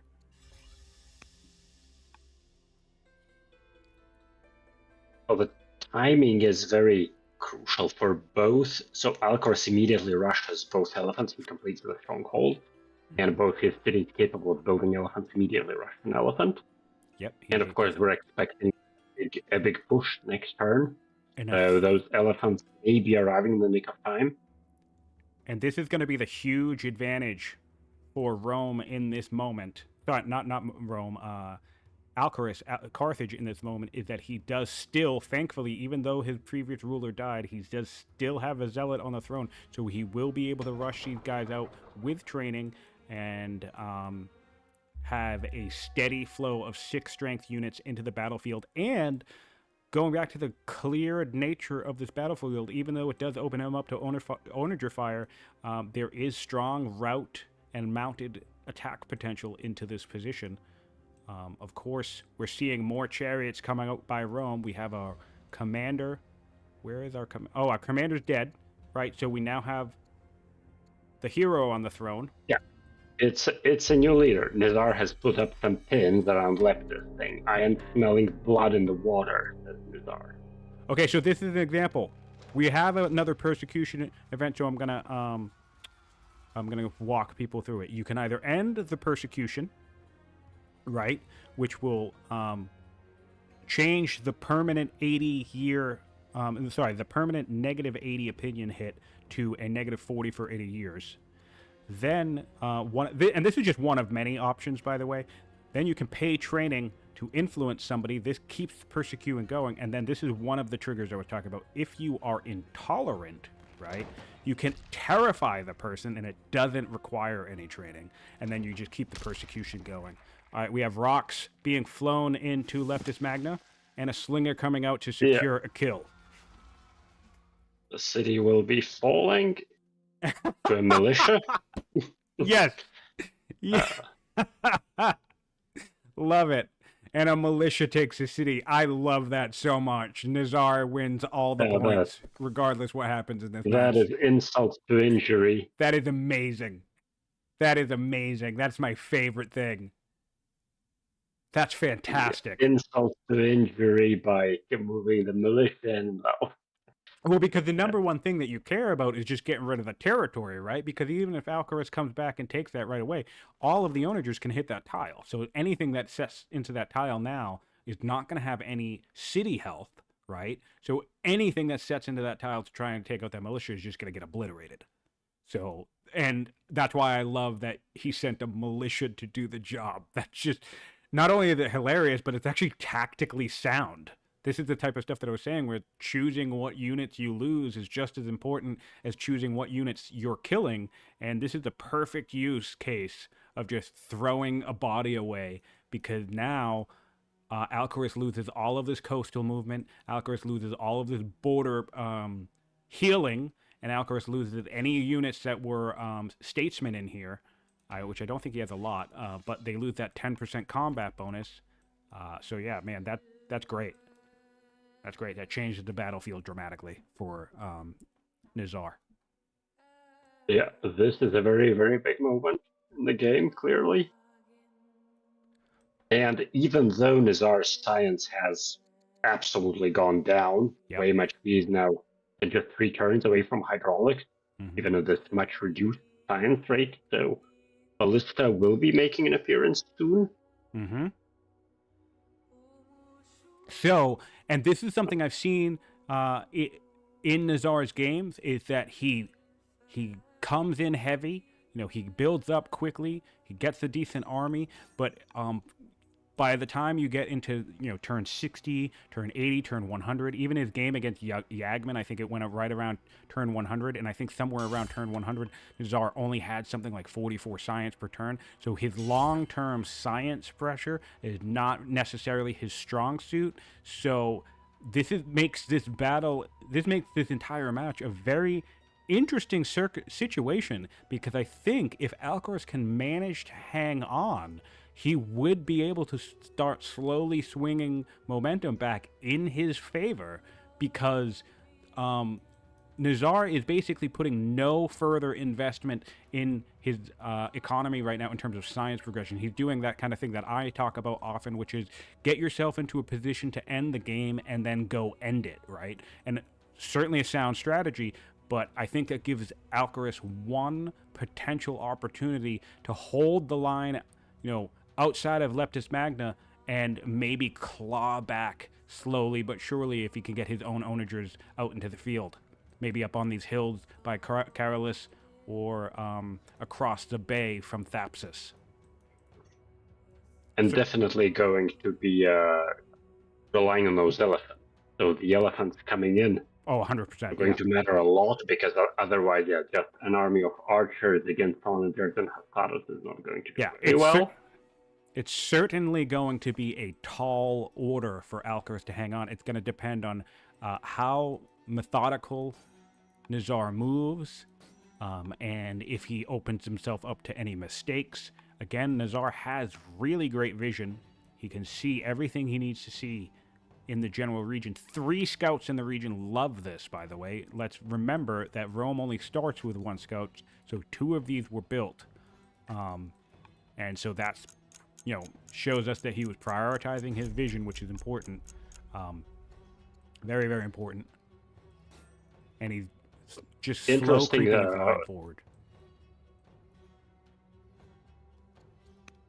In the chat, of course, Thorin is advocating for an anchor on Alcaraz' behalf, but in this game, the players have completely ignored ships, so neither player has even considered building a ship as far as we can see. It's all very, very concentrated here in the middle, and Alcaraz doesn't seem to be considering that option still. Definitely going all in on this defense. So we've seen the Roman hero ruler hop onto the chariot in the back line, and now it can do 10 whole damage to an archer out in the open, which is great. All right, so this blows my mind. Retake the city. Okay, I mean, I guess I understand it. So we did take the kill on the militia, and we sent in a marauder, which is just another trash unit. So this is going to be a battle of the trash units over Leptis Magna. I think we'll keep seeing each player maybe toss in trash after trash. But I really think here that Nizar doesn't care about taking the city. I think the main goal there was just to knock down the territory. Nizar now can see the elephants. This is going back. I just want to highlight this again one more time. Alcaraz has brought the elephants. He has them hanging up in the back line, as you might expect, to maybe come in for a big play. But because of Nizar's strong scouting here, Nizar will not be in for any surprises, which is very, very important. And Nizar does have a good unit composition to deal with it, so he does have spearmen. Yep. And of course, as previously noted, the Hastados is an anti-melee unit, so also does well against elephants. If we take a look at that, in fact, Spear does 8 damage to a elephant, and a Hastati does 8 damage to an elephant. So you can make do with either or. And actually, since elephants don't count as horses, elephants they don't ignore zone of control, is what I'm saying, is you actually don't even need spears to counter them. The Hastati will get in the way as much as you need them to. You can zone lock the elephants. Yeah. Elephants don't count as horses, by the virtue of being elephants, which is a different animal altogether. That's not what I meant. I understand. What I meant was oh, is it horse unit specifically that ignores zone of control? It must be. Let's take a look at this. Yeah, it is horse. No. I don't know. Everybody knows what a horse is. Where the hell is the ignore zone of control notification? Chariot. No, that's not a horse because an elephant is mounted. An elephant is mounted, but not a horse. It just says ignore. Being mounted gets the siege bonus. So this is interesting. For chariot, it's not actually tied to any of the specific things. It just says on the unit, like a scout would, ignore zone of control. But for everybody watching, if you're unfamiliar, I'm just going to point this out. If we then go over to elephant, the African elephant, this is a regular elephant, but applies to the Carthage one as well. You don't see that same thing of ignore zone of control. So even though they're mounted units, and of course, yes, obviously they're not horses, they can't just slip through battle lines, which means you don't need spears specifically to zone of control them. And yes, welcome to the chat. Hazard, welcome to the chat. Soren, welcome to the chat. I think everybody else is here. Brian Jones. Schemers, Brian, this is said a while ago, but Brian, schemers are just amazing in general. Schemers openers in particular are just so good. Especially as Greasos, because Grease struggles with orders, and schemers will certainly help you get orders. Hey, Sam, take a look at the birthright event for Alcaras. That's a better right pain in the butt for this moment. Oh, that's funny. Interesting. Bold Scholar, you don't want that, though. I mean, that would be a massive science boost. I know, that's tricky. Yeah, but you don't want yet another leader change within what a few years. Yeah, I mean, you already have this leader has only been on strong for 3. I mean, Yeah, the big thing for me is I wouldn't want to get rid of the Zealot, because more. we need the rushing, and we need the fatigue, and we need, I mean, it's a goddamn Zealot, so, I mean, I'm not really going to dig a Zealot, but that is an 8 wisdom. Oh, he did it! Oh my god! Oh, he does it! Oh my god! Oh, Alcaras. No! Wait a minute! Guys, come on! Are you kidding me? He didn't at least rush one more elephant with training before he did that? Come on, micro that shit, man! He could have rushed an elephant with the Zealot ability and then abdicated. God damn it! I love this game so much. Sorry. Forgive me, guys. 2 turns in hydraulics for the Romans. All right, but now I didn't even check the Carthage science, though. Let's see how crazy you are now. Oh, that barely even changed. Yeah, Carthage science is fine. Barely even changed. Carthage legitimacy. Why the hell did he do that? I don't understand why he did that. That went up like 6 points. Crazy. Oh, maybe. Oh, he could be thinking. Okay, so the only thing I can think of why he did that is he wants to cycle using the scholar ability to machinery immediately, and that does this technically is the fastest path to machinery, accepting that scholar. That does make a lot of sense. But okay. He did not take the legitimacy. That's why he did it. I still don't like the idea of dumping a zealot in the middle of a war, but I mean if his last ditch effort is getting onagers out there, then the scholar's going to get that online as quick as we can get it. Really, yeah, not looking great for Alcaras, but I mean, anything could happen. It's anybody's game. Nizar, the hero leader, is up to 10 courage now, which is ridiculous. That's insane. Love it. Still doing 10 damage to archers out in the open. Now, what I suspect here is I suspect that Nizar doesn't even put a unit in the city center like we've been saying, because I think he just wants the border to drop. There's no real reason to actually put a unit in there. So the question becomes is how does Nizar puzzle out moving forward and attacking? Maybe we get our onagers behind this river right here. Maybe we move our onagers up to this river section. Right by the Nestos River, and then move people forward a little bit. Nizar can do it. Of course, he doesn't know that Alcaras has now such low orders incoming. If Nizar knew it, he would know that he has much better space to maneuver here. But true. Yeah, there is a 12-point order lead on Rome. Now let's see. Alcaras is still spending 6 orders on our improvements. I love it. It does make sense. I mean, you're just kind of waiting for your opponent to do something. So, but he can bridge that gap between himself and Rome quite a bit, because Rome currently is not spending a single order on any improvement. He literally has frozen his economy, and he is trying to end the game here. Nizar is going all in. And again, I don't blame him. So this is where it's going to become one of those tricky things. And this is the type of thing that even, essentially outside of a tactical situation with Aaron, right? Aaron kicked my ass. But that was the whole thinking behind some of the decisions I was making in my game, which is like, dude, I just want to end the game. So, I don't need to, go get that mine. I don't need to go do this thing. I'm just building more units, sending my units at my opponent. There's the move. There's the move by Nizar. Wow, that is bold. That is bold. He's going straight for it. He can move his Yeah. onagers up. As you were saying, that is going all in. What do they need to fix? What did we do again? He's probably not aware of the fact that if he steps into the tile. Oh, you know what he was probably thinking? He was probably thinking he could put... I think I understand. Pathfinding. So see how this Hestastus, if you grab this Hestastus in front of the onagers and put him here, right in front of the archers next to that stronghold. And I'm just going to describe it for the chat since they can see what I'm doing.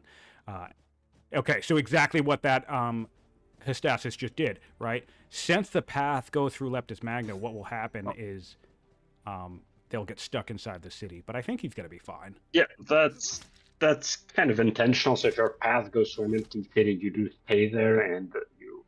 Yeah, I think the desire there, and I'm not saying I tile. agree with it, but I think the desire there would be for the unit to go around, but I just don't know why it would, obviously. Because, like you said, the tile's on the path of the movement. But that little thing can certainly catch you off guard. It catches me off guard all the time, but I don't think it's anything that's broken or needs to be changed. It makes complete sense to me. Yeah. I want to see if he will use the last order to do something with the onagers. I really hope so. At least one of them should move up. Right? Maybe right here in this river? Oh, he could be worried about elephants, but I mean, I don't know. The Hestastus are going to do some damage. This could be a mistake. I think this aggression here could be a mistake on the part of Nizar.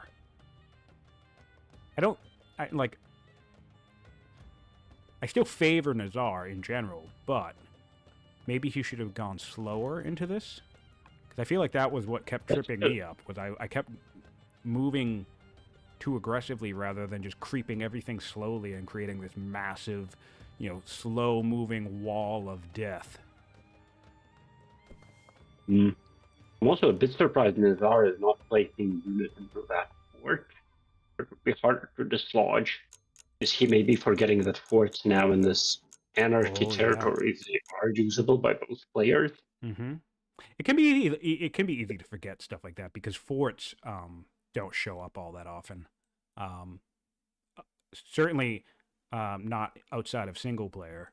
I mean, not outside of multiplayer. And then even in this tournament, we've only seen a handful of games where I think players were thinking about fort usage and trying to make use of forts consistently. Just a handful of the 30-some-odd games that have been played so far. The scary thing, though, for Alcaras, although we have an onager here, is that this hero has a launch offensive whenever it wants to launch offensive. And Alcaras is going to have to play around that. Whoa, and we put the hero... All right, so that hero's dead.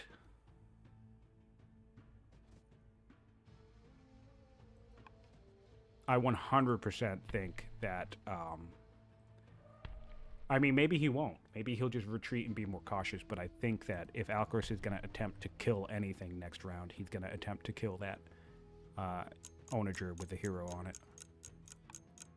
Just to deny the offensive. Yeah, that is going to be the top priority, of course. But it's not going to be such an easy kill for Alcaraz. No, it will not. I'm not saying it's going to be easy at all, but just quite a few units, and yeah, let's see. Okay, there it goes to Alcaraz. Man, this is looking dreadful. Dude, we're going to have a party in the losers bracket, man. Me, Alcaraz, Bull Moose, Fluffy. All of us. We're going to be down there hanging out, having a great time. Maybe. Yeah, the losers bracket is full of very illustrious names, while Aaron has been thumping through the winners bracket. Yeah. Oro, too. There. I can't believe Excellent Oro. ballista hit. Oh, nice. Great onager hit. Sorry, not onager, ballista hit. So we have a route coming in. You didn't need the archer. You could just route. Okay, here we go. And we're routing, and we have the first route of the game. Stompy boy, stomp, stomp! And we're going to knock this... I think that's the first unit that Alcaraz killed of Nizar's, actually. It actually may very well be the first unit that Alcaras has killed, yes. No, he killed the militia. The hero militia that left us back. Yeah. Militia. All right, so now he's going to think about where he's headed. He's going to do more route. Oh, dude, this is going to be brutal. This is going to be brutal.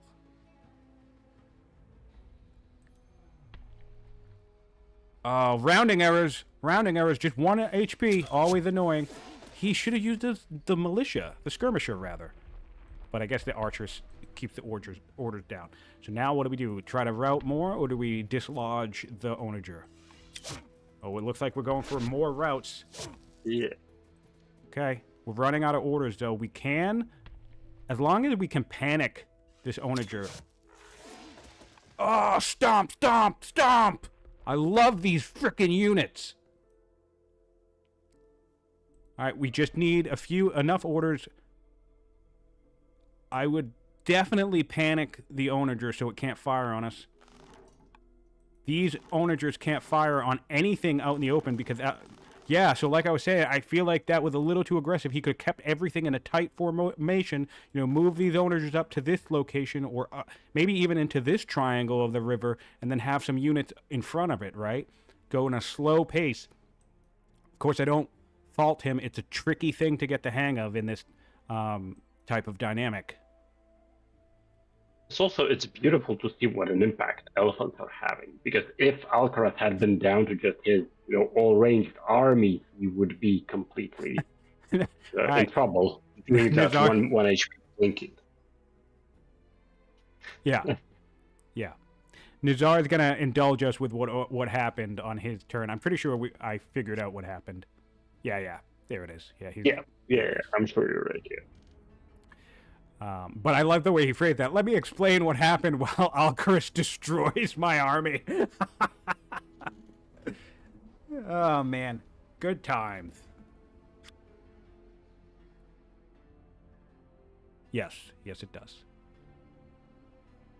That is why.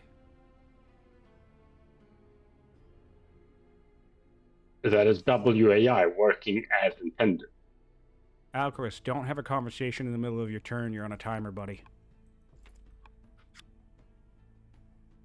Yes, it does. Maybe, all right, so maybe if anything, I don't think it should be fixed, but maybe if anything, the player should get a clearer notification that they're about to step on a city tile. Like a big X or something, or whatever, like from the unit path while you're hovering. You know what I'm saying? Because I think that's the thing that can surprise you, because sometimes I don't even think you look. If you're doing the full breadth of movement on a unit, like I'm just going to grab this slinger, I'm going to go all the way up here, right? I'm just going to click this spot because... Yeah, sure. I agree that the Pathfinder preview, because the Pathfinder preview was going to this. Yes, no, right. But what I'm saying is that the player's probably not looking at that. The player's probably just seeing, okay, I can hit this tile, and therefore I'm going to click this tile because the Pathfinder's telling me I'm going to get there.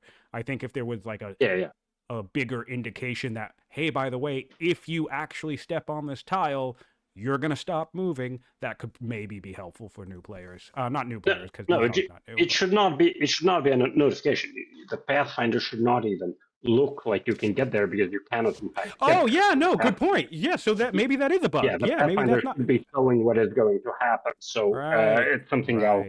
Yeah, we'll probably have to address that because it's just it's an inconsistency between what the preview is showing and what the Pathfinder is doing.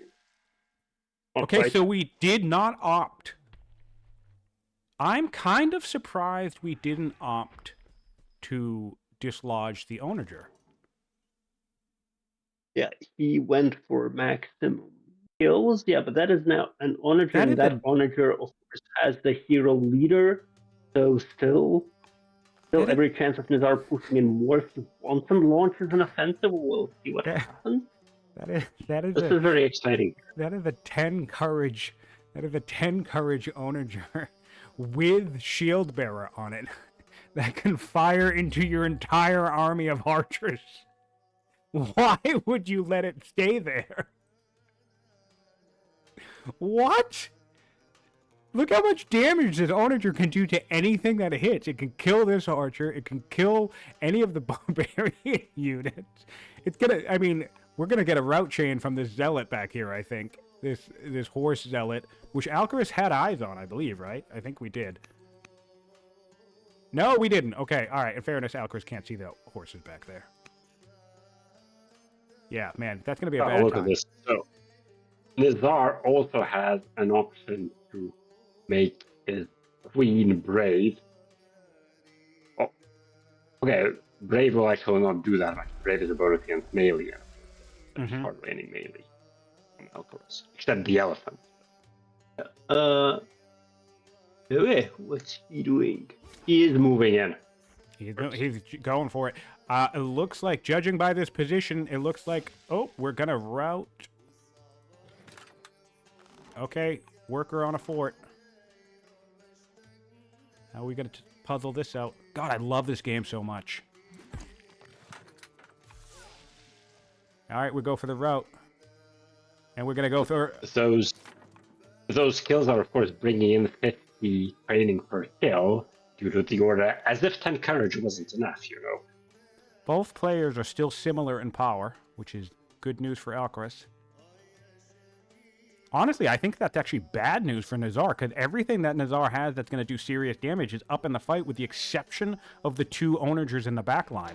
So if Alcaraz can get another good turn, I think Nizar will actually be repelled here. He had the ballista front and center ready to go. This is not actually looking good for Nizar anymore. I think he did... It's so difficult to pace yourself in a combat, and this really got me in my last fight. I kept thinking, like, I have stronger units, I have more units, I can just throw my power into my opponent and just blunt force my way through. And it's not how the game works. Because of things like route, because of things like crit or ballista, global fire and things like that. But we are getting a good number of kills here. 6 kills, that's pretty good. Oh, man. 7 kills. This is a very, very powerful. This is amazing route. Again, he still has not launched an offensive. Nope. He's running out of orders, though. I think he can come up. 8 plus 7 is... No, he can't quite kill this thing. Although he does have... He can 1,200 trade. Yeah, he can do that. Yep.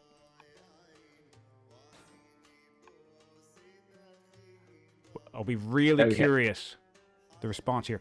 Out of orders, what does he do now? He bought an order first to attack there, so no offensive yet, of course, yeah. Yep. Now the question I have... So, Solver, what do you think you would do in this situation? Do you think you'd spend all the orders to bring your last 2 onagers up and plop them in the area so they can fire on anything that comes out? Well, I'm really tempted by that move, because at least one of them, because they just nuke everything in the range, right? Yeah. So I think what I would do... Alcaraz to get them all at the same time. Yeah. I think if nothing else, maybe I'd do something like... buy 3 orders and just put the other onager right here on this side of the river. Give you at least, because as far as we can see, there's only 1 elephant here. So that will mean the elephant would need to choose. And if this guy's out here, there's no route path between these 2 units. And so if we have a big juicy route into here, this unit can still fire. But I don't know. I'm really looking forward to Alcaraz's next turn, because Nizar did just have a banger of a turn, getting 7 kills, but I'll be really curious of Alcaraz's response here, because everything in this region, with the exception of this spear, is routable. And we do have a ballista in the field, so we can do a straight shot down a line, set up a route, and then end with the panic on this onager, which is what we should have done last turn, but we didn't do it last turn, so... yeah, and we just need to be mindful of this river if we're Alcaraz. We need to be mindful of river. Don't get baited into starting on this slinger. Maybe start down here. Oh! Yeah, there goes the offensive. Oh, because you can attack now! Right. I forgot about that. Yeah. Yeah. I forgot about that. That hit main already. Okay. Cool. That offensive did not do very much. But he's buying more orders to get more kills. There we go. And there the right. So 8 kills. All right, just for You know, those keeping track. he buys another order to Yep, move into the city. So eight kills, 8 kills. and so not to forget, notice all the councils Nizar is building. So I think what he will want to do next turn is he will immediately rush the ballista because he's getting hydraulic, Yeah. so abusing all those civics for an immediate ballista. And I would not be surprised if we see a civics rush on one of the ballista. He will absolutely have the civics to rush at least one out immediately, because I believe a Yeah, ballista he costs will about. definitely do that. Yeah, I believe a ballista costs about 440, give or take, maybe 380. All right, so we have machinery. We'll have to discard the civics boost for it, but we can get machinery in 7 turns out of Alcaras. Really big bummer that he didn't take that final opportunity to rush out one elephant. He could use one more elephant in this situation. Alcaraz does go civic. He goes civics. He's probably, honestly, he's probably thinking rushing, and he can just cycle back to the machinery when he needs it. Also, what are we doing for laws? Anything? No, nothing. Great. Okay. We still need to swap into serfdom as well. That could be another reason why Alcaraz is gunning for the civics, because we dipped out a colony, so we're working on. We have 5 less orders than our opponent. Well, in addition to other stuff, but we know that they have serfdom while we have colonies, which is effectively in total a 10 order swing when you think about it. All right. It's very, very important turn for Alcaraz. You know, he has to do good counter damage because he just lost 8 units, and yeah, if he doesn't do good counter damage, then it is what you talked about with retreating yourself to death. Yeah, he's in serious trouble here. He needs to have a really strong round, including panicking. Oh, he can't panic. He can't now route to this spear because to this onager because a spear was moved up. So Nizar actually resolved that. This was not like that until he did the final move of his turn. There was like this this slinger was up over here. So really, really nice positioning here from Alcaraz. He can still get there. He can still get there with the elephant, but he would have 4 more. Yes, but basically what you're thinking, the issue there, now you have to choose between a very large route, which means more kills, or dislodging the onager. And in fairness, I do believe that is a tough choice to make. Yeah. All right, we're doing a nice whack. That will be painful. And there we go. Oh, there's a crit. Okay, we don't want that if we're looking for a route, but that's fine. Crits are always fun, I guess. I mean, I guess in this case, I think it's fine. It does not break the route. 8%, baby. 8% chance to crit. Sapanbal, the tactician, romantic tactician. Well done.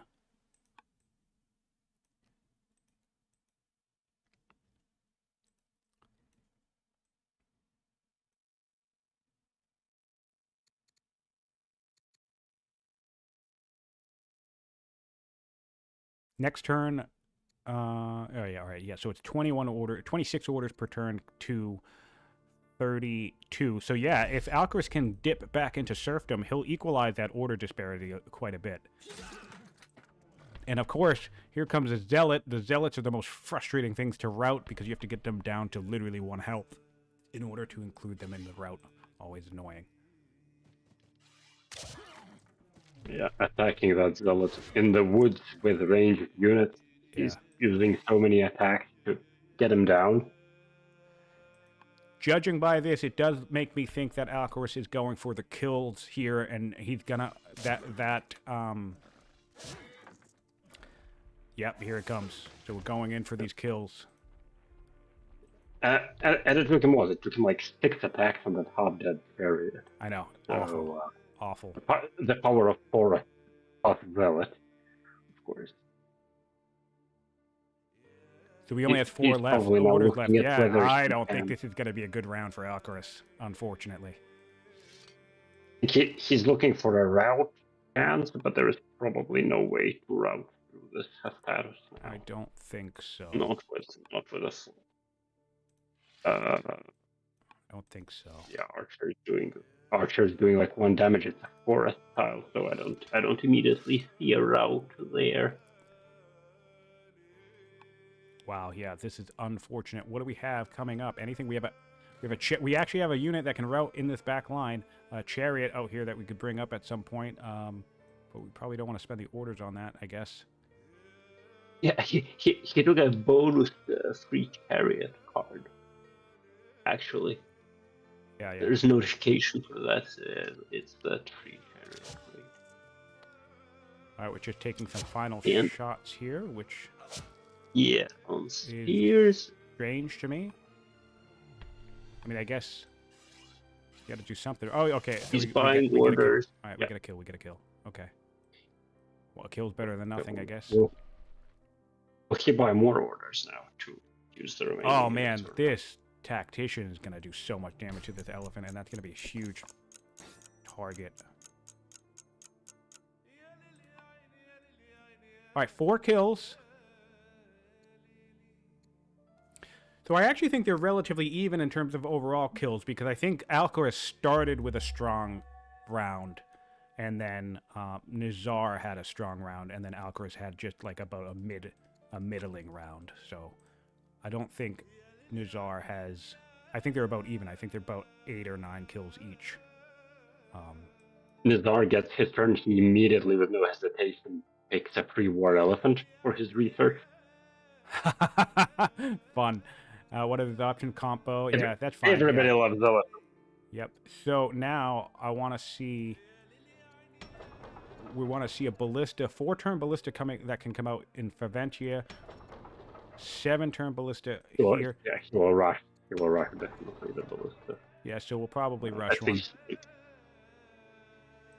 I want to see how much damage that leader onager will do after nuke a bunch of units.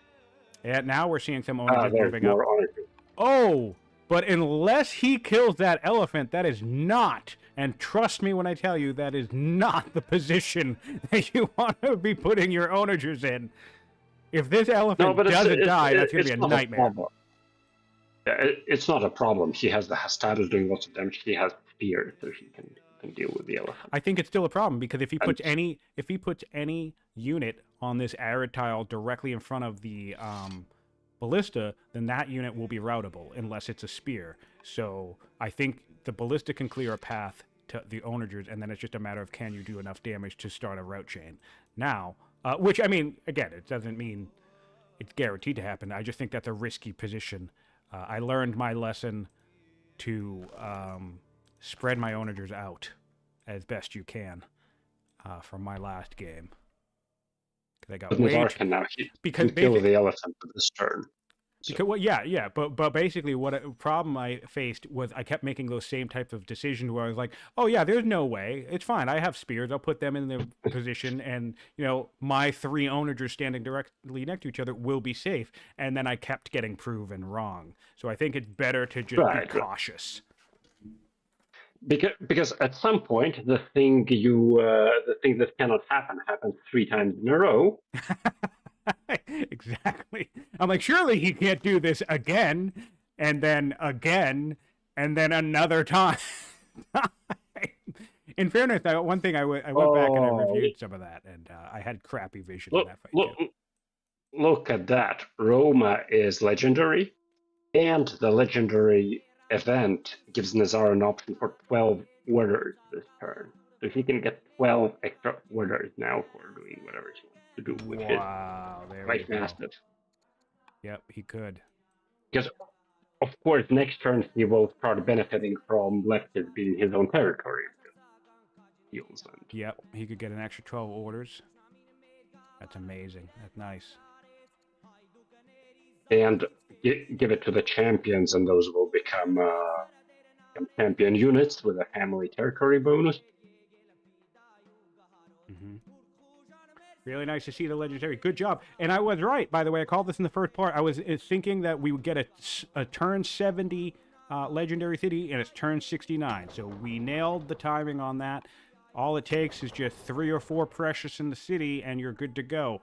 So, and that's the other benefit of the judge. He purchased all of these fishermen, instantly, so we didn't need to spend the 6, 7, 8 turns building them. Really nice to see. Cool. Yeah. Fisherman, or as you were calling them yesterday, Pearl Person, but yeah. Pearl persons, yeah, Pearl people. He got all of his Pearl people online fast enough. So if he had more money, which he doesn't, he's not nearly in the range. Dude, look at these. Look at this. Nizar is trolling Alcaras in his notes. We have, I'm smelling blood in the water by the river.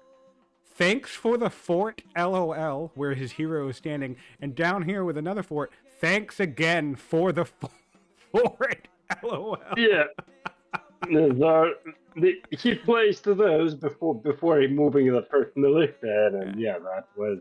If nothing else, that was a nice trolling act. I must say, if nothing else, Nizar is indeed an entertainer, and I appreciate that about him. That's fantastic. That's really funny. Okay, this is surprising to me. So over in Faventia, he now starts to have status. Interesting. I was sure that was going to be a ballista. Wow. And yeah, immediately get to the front lines. Also, Hystastus in the champ seat too, so he did just get hydraulics, but he's not queuing up any ballistas. Maybe he'll rush one from Hyspasus, or Hispalis. That seems far away. I feel like you'd want to do that in the front line. Get a ballista out here because, man, you have chariots. There are still no spears in your opponent's line. One solid ballista shot. And they're so slow. They're so slow. You want to rush them from the closest city, right? Exactly. Yeah, 100%. All right, we did get some movement here. One of the Hystastus moved up, took a whack at this warrior. We're backing out here with this one, with the tactician, and we're bringing up another chariot with a really strong general. What's the stat of this general? 6 courage, bloodthirsty soldier. Really nice general. He's had some solid generals in this match, to be honest. Can do 10 damage to an archer out in the woods. Crazy. Alcaras is still similar, which is good news for Alcaras. He was able to rush out one of his elephants, so he'll get another elephant next round, and I suspect with the Civics boost, is that coming out next turn? No, it's 2 turns away, but I suspect with the Civics boost, he'll be able to rush out this other African elephant in just a couple of turns. So he's hanging on here. Alcaras has to route those onagers next turn. Yes. No, he's going to lose this elephant. But, he's going to get this other elephant back. Yeah, so thankfully Nizar can't see any other elephants, so this new incoming elephant's going to be a surprise for Nizar. I assume Nizar is now counting. He saw an elephant, so he's now counting them more, popping up sort of at any moment. Yeah, that corrals to the wider city, of course. Dude, Nizar's routing is on point in this game. He's had like 2 or 3 5+ unit routes in this battle. And that's why I really liked the spoked wheel grab from him as Rome, because I think with his scouting, he did notice a lot over a long period of time, hey, Carthage doesn't have any spears.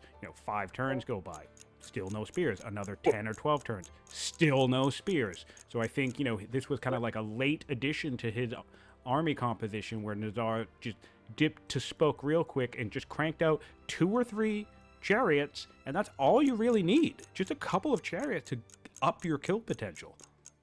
Hey, oh no, he did not take the +12 orders from the culture event. So now he's done with his turn. Oh, he didn't take the 12 orders? Wow. He did not take the 12 orders. He took a Mistophoria in Rome, which is of course a very powerful event bonus, but like here's the extra 12 You're already legendary. You don't even need it. And that's wild to me. That's wild. Extra 12 orders would have been so powerful here. He would. I mean, I guess he was kind of running out of stuff to do. Yeah. He could have brought spears up, I guess. Well, no. Yeah, move up more spears, like kill a skirmisher, get a couple more kills. 12 orders is 12 orders. 12 orders. 12 orders is 12. No, I agree. You're not wrong. I would have expected he would have grabbed the 12 orders too. Certainly would have been the perfect time. I mean, that was a well timed event. 100%. That could have helped him end the game. All right, so Let's see now. Alcaras has a thing to himself to swap back to serfdom. Let's see if he does that. Oh, he cannot do that because he has 100. Oh, no. Does he have the civic? Alcaras has shield bearer on his elephant, which is, I think, exactly what you want right here in this particular situation, because you're going to be gunning for the onagers anyway, and there's lots of slingers. I feel like what you do is you map it out where you come in on this one by the Nestos River, get into the fort, killing the leader, route down here, then route into the city, which will deny the capture, and then I can't remember if you can keep routing once you get into the city or not. But if you can, I know you can't exit the city again, but if you can get one more attack. He crit again, that's so funny. Or maybe he didn't crit. Was that a crit? But he killed the thing. I think so. Alright, where... Why? There's the elephant. He's not going to be able to route the onagers. Is he really? Is he insisting on preventing the city from falling? No? Bro, I'm losing my mind. Why is he just letting the onagers just hang out? Is there a launch offensive? He has a chariot, but the chariot can just barely reach with a fourth mark. That would be 9 order. And it can't even reach. Well, it can reach the fort. It can. Yeah, it can reach them. I just feel like he could have gotten all of these onagers right now if he put his effort into it. Which, I mean, I don't know. Maybe this is the correct play. It's like tactics are difficult, right? Tactics are really tricky. You have to do like 10 different things, and you can only do 3 of them. So, I mean, he's doing the best he can. Right. I was definitely expecting the onager to be the top priority because, they're onagers and they have the hero leader. Maybe he's thinking that he's safe in the trees. Maybe his entire archer group is very much not safe.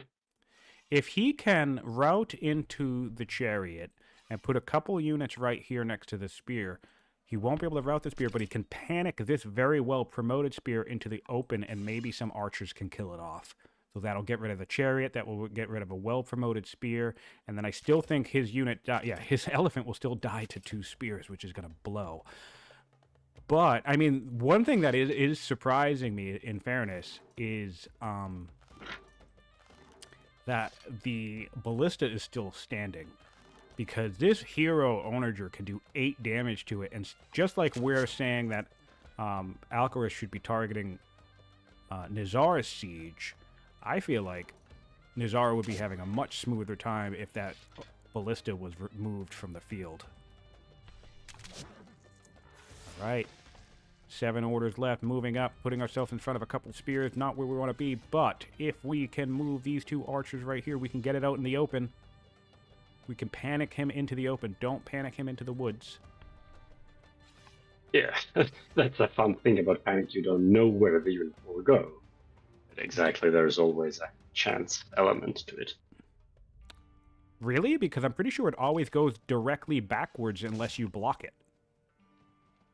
I think it can go to one of the 2 tiles in that Interesting direction. But yeah, could very easily be wrong on that. Okay, so now we're taking pot shots at this Leptis Magna Slinger, and we only have 2 orders left, so I'm not really liking this ending position for Alcaras, because this city is about to transfer... Oh. What units are these? He wants the city. He wants the city retaken. He's spending all his training to prevent the city from being taken, clearly. He could do that. Yeah, well, he has to know, because otherwise he's just wasted orders. Yeah, no, here we go. Yeah, he's doing it right now. Yep, good call, Solver. Yep, 100% he's doing that. I assume. He can make it right now with an archer, yeah. And I agree, he has to do that, otherwise that's going to give your opponent borders to heal in, borders to move across these rivers. It's going to collapse the borders, and I believe, does Rome have exploration? Let's take a look. Yes, it does. Yeah, so you don't want that river movement headed over to Rome, for sure. We want to see this happen. You're killing us, man. Bought the orders, and why is he still? Yeah, man, with the damage he could have done to these onagers, he absolutely...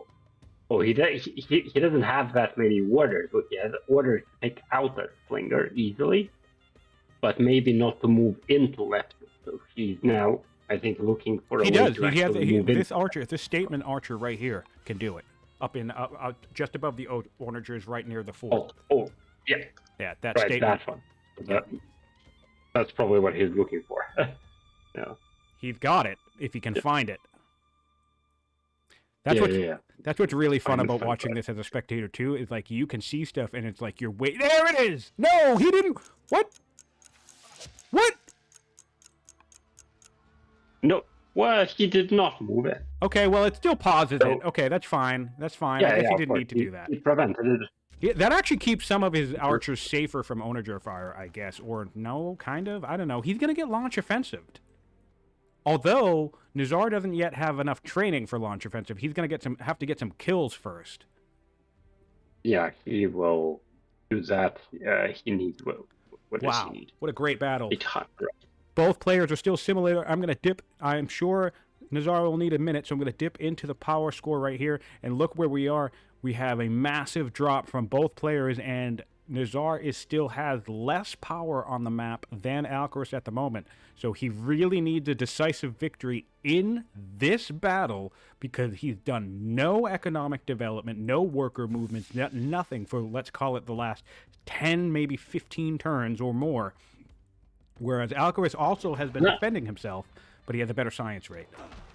All right, we're going for the... So this is why I was saying that I wanted to see a ballista rush in Vaventia. Yes. Because right now, a ballista moving from Vaventia doing a hit through those archers, that would be brutal. I am right there with you, buddy. I agree 100%. I'm shocked we're not seeing any ballistas getting rushed out immediately.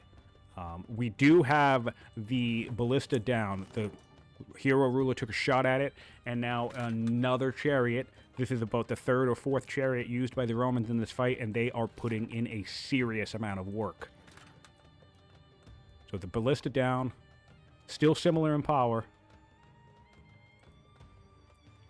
It does though look to me like Alcaraz will have succeeded in defending this because Nizar just doesn't have that much left around here. He can do some damage, and now again he will. Yeah, routing, but yeah, he doesn't have much left. It's possible, yeah, because I mean the trick here is that his archers are only doing about 5 to 6 damage to the onagers that aren't in a fort. So he's really going to have to find a way to get his chariot up to the front line to do those killing blows here. Focus on the fort, get into the fort with the chariot, and then route out. I mean, actually, if you could route this unit directly by Nestos River, then route into the fort, and then, oh no, I guess if you killed this unit, you could get this unit low enough health but not route into it, and then your chariot would be in a fort. Kill this unit with like another archer. It'll be interesting to see how. I mean, yeah, this could go either way at this point. I think Alcaraz has a potential defense here, and that's going to be great for him long term.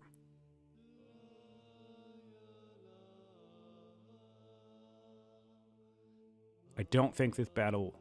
It's entirely possible this battle won't be decisive.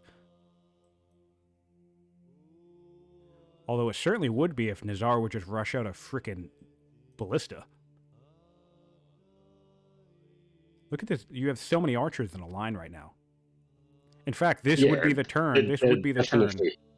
Yeah, this would be the turn where Nizar would have a ballista. There. And he could just, if he rushed it out here, he could probably have force-marched it to this tile and shot all the way down this line of archers. And routed down this way, too. Routed down here, and then still shot with the onager into here and routed across the river. Whoa, that was weird. What the hell just happened? Whoa, that was also weird. What the hell just happened?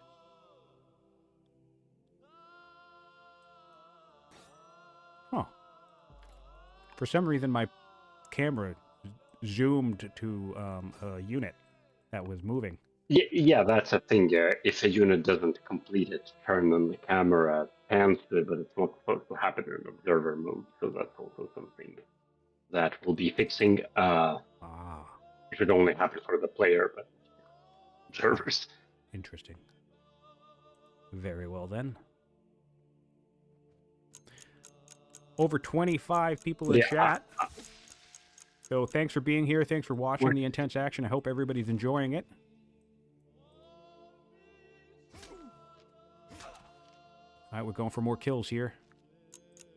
Yeah, more kills. That'll be a rout. We have the launch offensive. Oh, no, yeah, We've secured the launch offensive. Which would be 2 more onager thoughts, which are, of course, super powerful. Now, if he had that ballista from Paventia, which should be here. Yeah. One thing I liked about his launch offensive last round was that I think he used the orders to move different units, not the complete offensive that the units that he had launched. All right, well, we have our onagers up now. I think this is going to be the decisive blow here. If this chariot gets across the river... Well, now it will, but those onagers have to be firing into the woods. So... I don't think he's getting a big rout there. No, because you take one onager, you fire onto this central archer that's out in the arid plain next to the fort, and then the splash damage, right, will give you a path. Yep, right there. Here it is. He's doing exactly what I'm saying. I love when this happens, by the way. Okay, boom. There we go. Oh, he's going down. I figured he would have went up. I would have went up, because then you can just shoot this. Oh, yeah. All right, so I think he went in the wrong direction, but whatever. Same principle.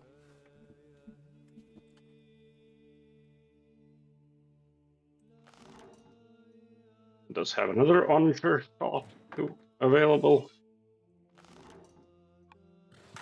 8 plus 9 is 17. Oh, he would have been 1 damage shy of killing this one. What about another spear? Any spears nearby? No, yeah, but you are right, though. This is pretty much the last of Nizar's army. But now... Oh, wow. Carthage is still similar. Jesus Christ. We have an archer coming out next turn. Nothing else major. Nizar is moving up more onagers, and finally he's building a ballista in the state seat. Let's see if he rushes it, but the problem is he is now a little bit short on units, and he doesn't even have a unit to put into Leptis to resume capturing the city. Yeah. So, massive losses on both sides, and a bit of a manpower shortage. Well, the issue that we have now is that we have fully set up onagers, and we no longer have anything apart from this very order-intensive chariot in the capital of Carthago to get to the battlefield. But in theory, I think if Alcaras can take out the chariot and take out the 3 onagers, which I don't think both of those things are possible in this round, I think that's a viable defense. We did just rush an elephant. Wishes to serve them. I'm gonna rush out another to elephant. serve them. And yeah, rushing because he got a civics boost. Yep. And he rerolled with a scholar for machinery, so fantastic. That is fantastic. Expected. That's a very good play, of course. Taking the fastest path to machinery and making very good immediate use of the civics boost. So maybe the smarter thing... Oh, well, we're going in for attacks. I was going to say, maybe the smarter thing would be to back off here and save your archers until you have a turn where you can use elephants. I don't know. If he must be coming up with the chariot. I assume we're going to try and come up with the chariot here. No, it does reach just barely, so it's very expensive, but it does reach. So expensive. It's going to be dead next turn, though. We're only going to kill 1 onager, though. But I guess that keeps that keeps Nizar in the fight, and then our elephants show up. But now the problem we're having is all of the remaining units in this battle are spears, so we can't get any big route chains. And it looks like we're going to probably leave that chariot alive, which we don't really want to do. But of course, taking the hero off the field is a big deal. We just need 3 more damage, so literally any... Oh, actually, I guess not literally any archer moving up. It's gonna have to do 2. There's 2 damage. Yeah, and there's 1 more. Nice, and that guy's in a fort now, which is pretty solid. And here comes the route. And I don't think we'll have any damage. What would we need? No, there is no way I think to get the other on hurt. He could get 1 more. I think he could get 1 more. This would be 2 orders, leaving with 2 left. This would be 2 orders, and then he would need exactly 2 more. All right, yeah. So I think this would be give him 2 orders left. I'm seeing him one damage short from what I can see here quickly. Oh, the Thracian doesn't reach. Maybe from over here then. 1, 2. That's 3. That's 4 damage. 1, 2, 2. No, that's 1, 2, 3. Shit. Yeah, I'm coming up short with. Yeah, I think we're 1 order short from being able to get a second kill, which is just a bummer. What about the Peltast? Oh, all right. So we're doing. All right, we're attacking that. Still need 1 more. We don't have it. Don't do it if you don't have it. Just take the hit.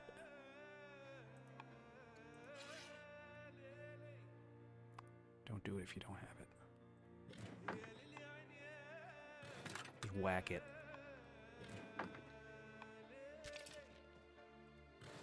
Oh! The Peltast, he does have it! Okay! Nice. Nice! Nice! I didn't It's even because look at the Peltast. yeah. That's great. The Peltast is a Highlander, so yeah, from over there get the hill bonus. Amazing. Made it. Amazing. Okay, so that's the best you're gonna do. What a battle. This is a fight. Good job to both of our players.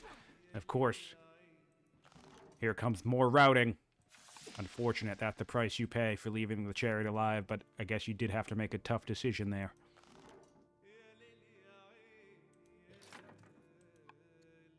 Nizar, sorry, I'm keeping track of this power rating. Alcaras still similar at this rate, with 2 elephants coming out next turn. Yeah, they're losing very rapidly their army, so they will soon have wiped out most of the starting forces, right? Yeah. And yeah, and then it's up to new units. Oh, awesome! Yes!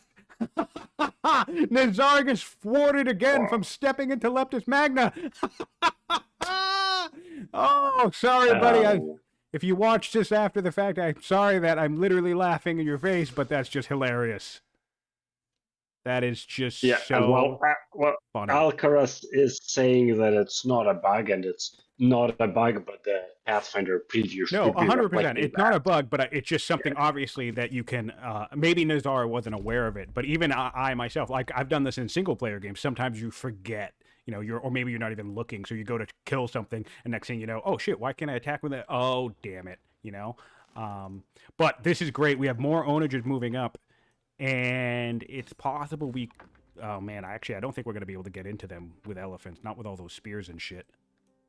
And one of those spears in a fort. What Nizar will want to do now is also assign, of course, his amazing hero somewhere as a general to continue those offensives coming. Yeah. And he has not rushed the boss. I guess he's sort of civic. Probably not quite rushed it.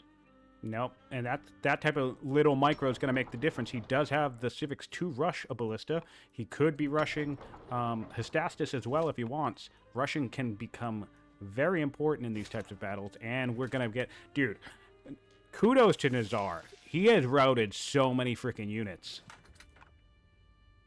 This is unbelievable. He also has an interesting event that lets him get 10 legitimacy for killing his queen, which would, of course, in this case, be completely the wrong decision, but... This is great. Yeah. This is fun. I've used this sometimes. Sometimes I've had a ruler die. I love, by the way, I love these events where your ruler can die in combat. And yeah, this actually can be an interesting trade-off sometimes. I think you probably want to keep the hero here, but it can give you an opportunity to abdicate for free. Like you swap your ruler without any of the civics or legitimacy hit, and you actually gain 10 legitimacy. So let's say if Alcaras put his scholar on an archer and got that same event, it could be a way to get rid of that scholar if you no longer needed it. In some situations, definitely, but yeah, now, of course, Nizar resolved this event the other way because you don't want to be losing a 10 courage hero who is also very young. And yeah, definitely want to do it. Definitely don't want to do it now, of course. That's it would be foolish to get rid of a 10 courage hero in the final stretch of a fight. Opinion, the political situation in Rome is not the best right now. 2 upset families and 1 cautious. And let's take a peek over in Carthage and see how we're doing there. Very friendly riders families, which is nice. And everything else. Nizar has the same problem with families he's been having all game, right? That 2 of his families are stuck on Roman paganism, and instead of Judaism that loves him, so... Yeah. I mean, for Alcaras here, I'd like to see him tough this out. You know, not give in, not surrender until like the last possible second, because I think he still is in a position where Nizar could just kind of like run out of steam and not really have much left in the tank after the fact because he's taxing himself so much. Although, let's take one look at his economy. His economy is still fine, though, so that should be fun. Yeah. It could go either way. I don't think Alcaraz is even thinking about surrendering now. Nice. And the other interesting thing is that so Rome has been legendary for a few turns now, right? But Nizar doesn't have the economy to buy a wonder. Something like the Heliopolis, he's not even close to being able to afford it. No. But Alcaraz could. So he is still a ways off legendary. But if he hits legendary, he can get the Heliopolis straight away. Yeah. In fact, Carthago will be legendary in 8 turns. But I don't think... He doesn't have the economy to build it either. He does have better gold, but... Wait a minute. Did we just spend a bunch of gold? I thought we just had 4,000. What did we just spend a bunch of gold on? Yeah.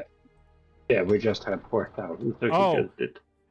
Check this out. An African elephant costs 1,700 gold. That's what we just spent our money on. Oh my. That is not cheap. Because we have our food... the food price is 1,400 per, and we have a food deficit of 13. Yeah, that's awful.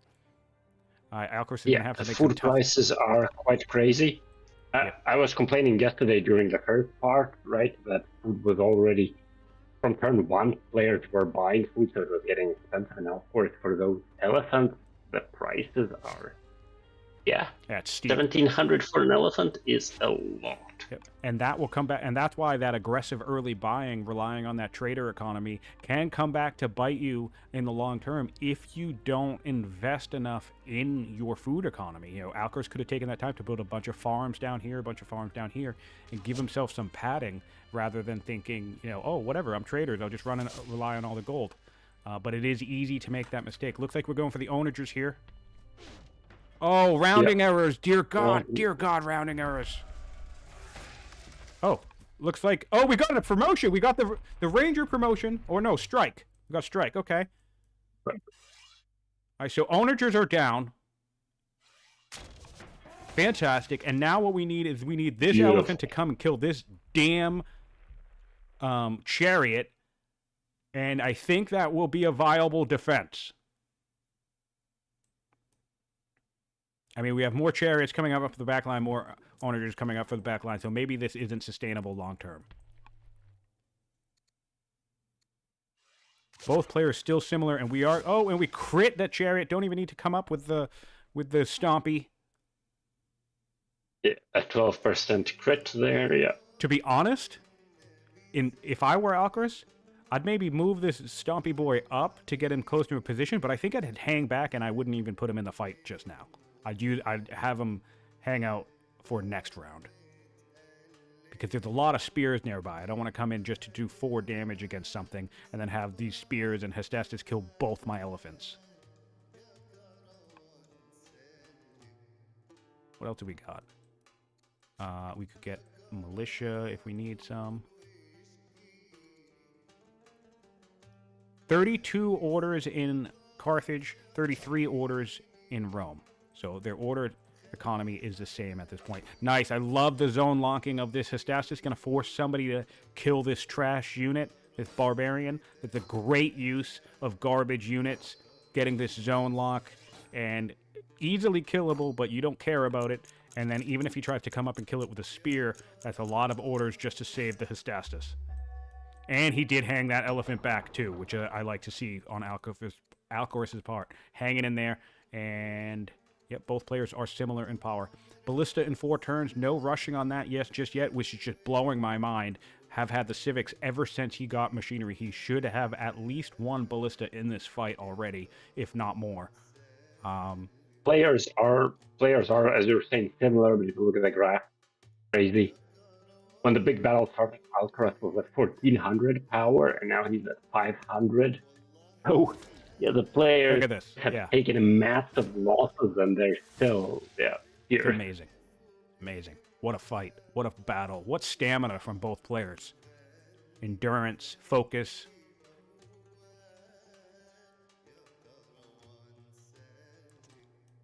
What a match. Yeah, Nizar getting some kills, but his queen, his queen is down to 8 courage, by the way. Oh, she's ill now. She's ill, She is ill.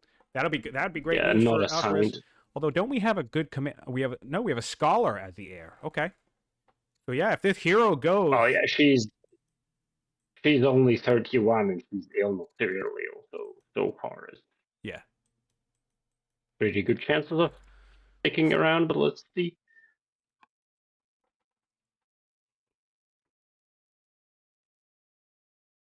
Wow, what a great match! This has been entertaining.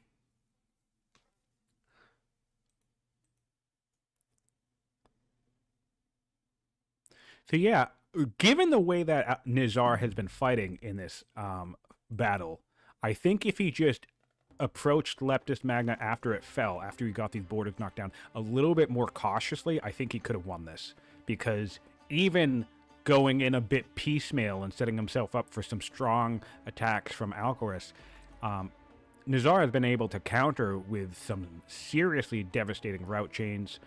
So I think, he brought in those onagers too late. I think he should have just slowly crept over the river, and I think maybe he would have done a better job.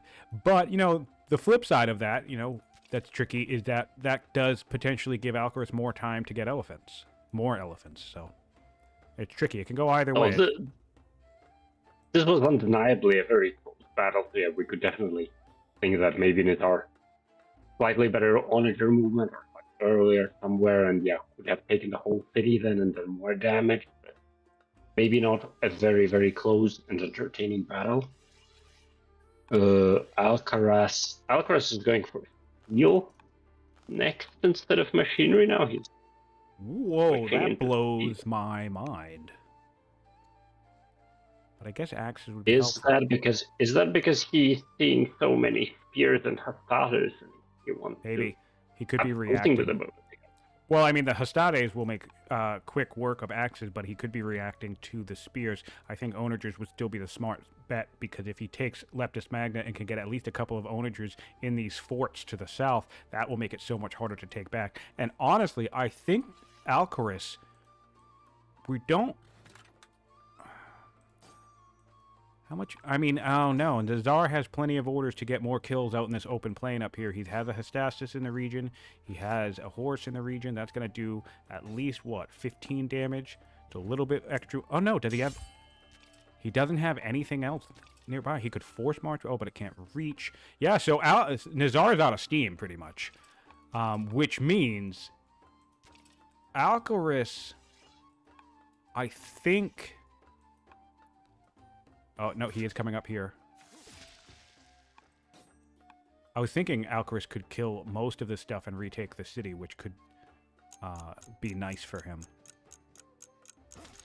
But we're getting more kills. Great. Amazing. It's like some slaughterhouse. Everything is down to just a bunch of units. Yeah, it's So crazy. the military scores are now at the same level as they were on turn 30, right? And about to dip a bit more. So like 40 turns of military buildup just wiped out after this protracted, difficult battle. And that is the full turn for Nizar. He has 13 orders left to do some worker stuff if he wants. He is building some roads, which is smart, makes sense. Need more roads, probably for thinking about his siege. Definitely building roads along rivers makes sense when you're thinking siege, because ballistas don't, siege weapons don't get that river movement. For those of you watching who aren't familiar with that, so that will help speed up his ballistas along these rivers. All right, so yeah, Nizar has a task before him. How much stuff can he kill? Can he take back the city? I think going for kills here is still the play. Get yourself away from this onager fire. Unfortunately, Alcaras does not have the vision where he can see this well-promoted, or sorry, this zealot general chariot, brain fart, sorry, chariot in the back line. And so hopefully he can kind of space himself up and deny some of these route chains that Nizar has been picking up. But I mean... And since you mentioned visibility, let's just point again, once more, how good Nizar's scouting is, right? 3 scouts covering everything that Nizar needs to see. He sees everything. Yep. Perfect. He even has eyes on the capital, what units could be coming out there before they move, even though he can't see the path along the coast, but that's fine. Yeah, he has really good vision. He might have to keep a track of this scout that has been border popped. He's got that timer on there, and I suspect he'll be aware of that. But yeah, no, really, really great vision for Nizar, and not so much for Alcaraz. But it's difficult when you're on the defense because you know your attention is focused right, at the battle rather than deeper into your opponent's territory. But yeah, definitely would be good to see Alcaraz maybe get some better scouting. Maybe a scout right here in the Monterey Pine Forest. He's going for the city center. Yeah, he wants the city back. Does make sense. I don't know that he'll be able to hold it.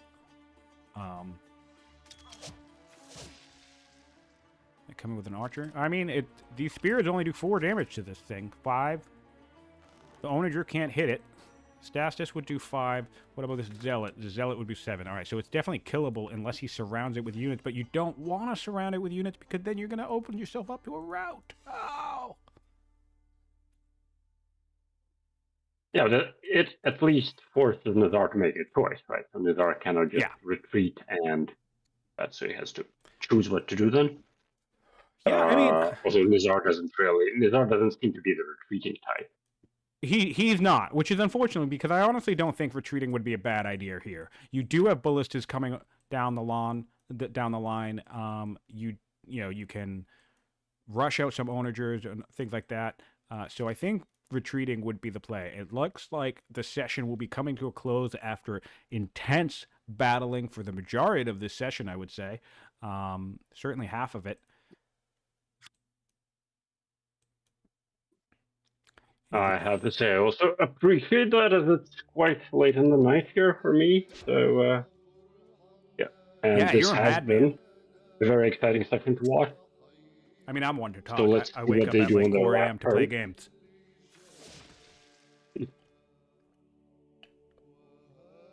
All right, one more Hestastus down. Yeah, look at this. This is a crazy battle. 1,400 and 1,200 military score down to 480 each. The 800 power. Oh, they're now completely equal, yeah. Completely equal for. Yeah, they're now actually completely equal. Which is just crazy.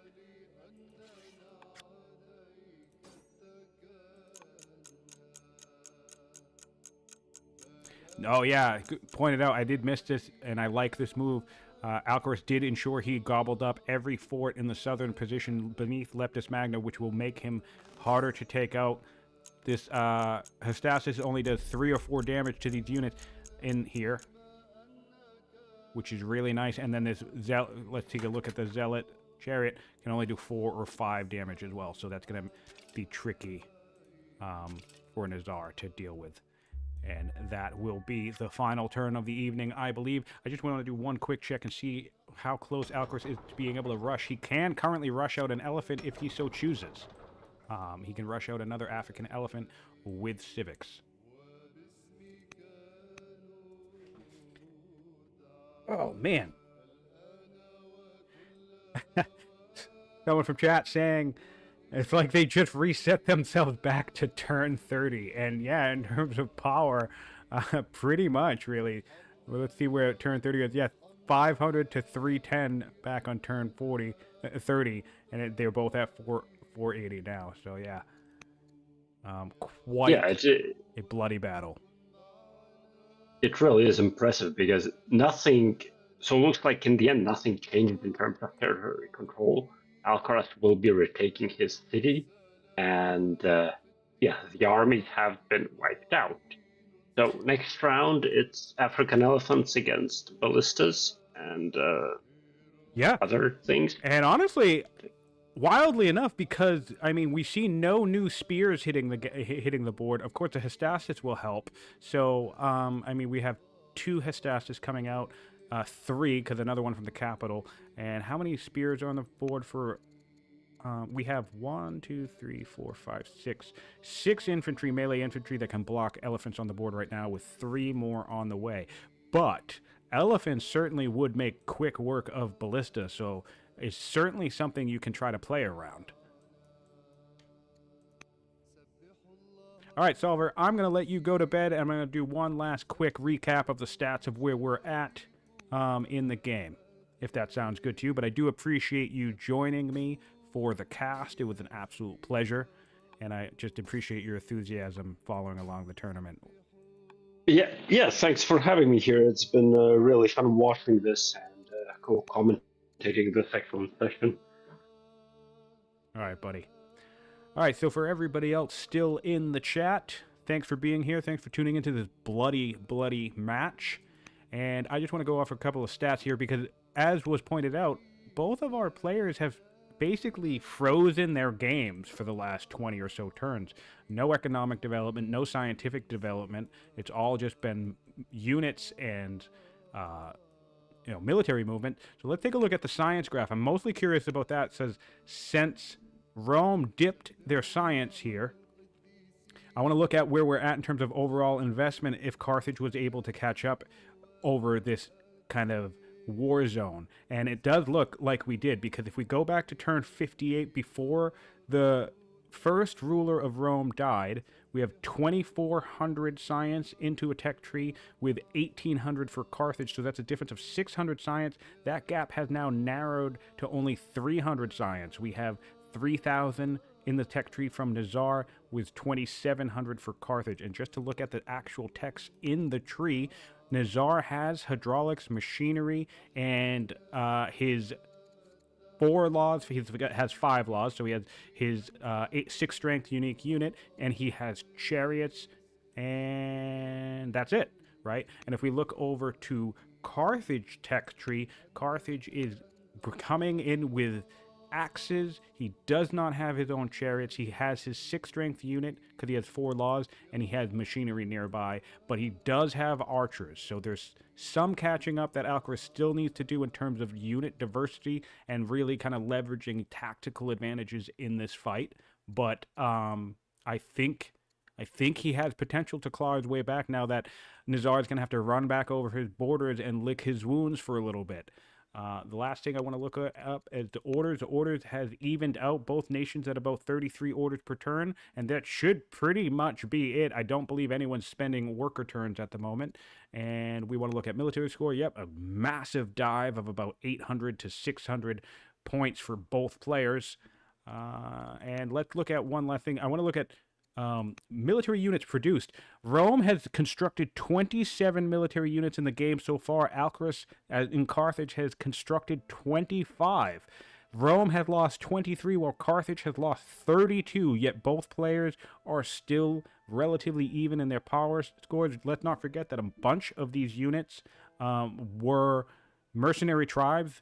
Alcaraz, in fact, almost exactly the difference of 10 units here with these units lost has been would be accounted for by mercenary tribes. Of course, we still have some merc units in the board with this Peltast and this Peltast up here, which is exactly the kind of unit that you want to have when you're dealing with nearby hilly terrain. Really great locations for them to be. A Hystastis here, it's not a champion's Hystastis, so let's keep that in mind, but a Hystastis only will do 3 damage to this Peltast in a fort because it has Highlander and then it's in that fort. So that's a nice advantage for Alcaras to have.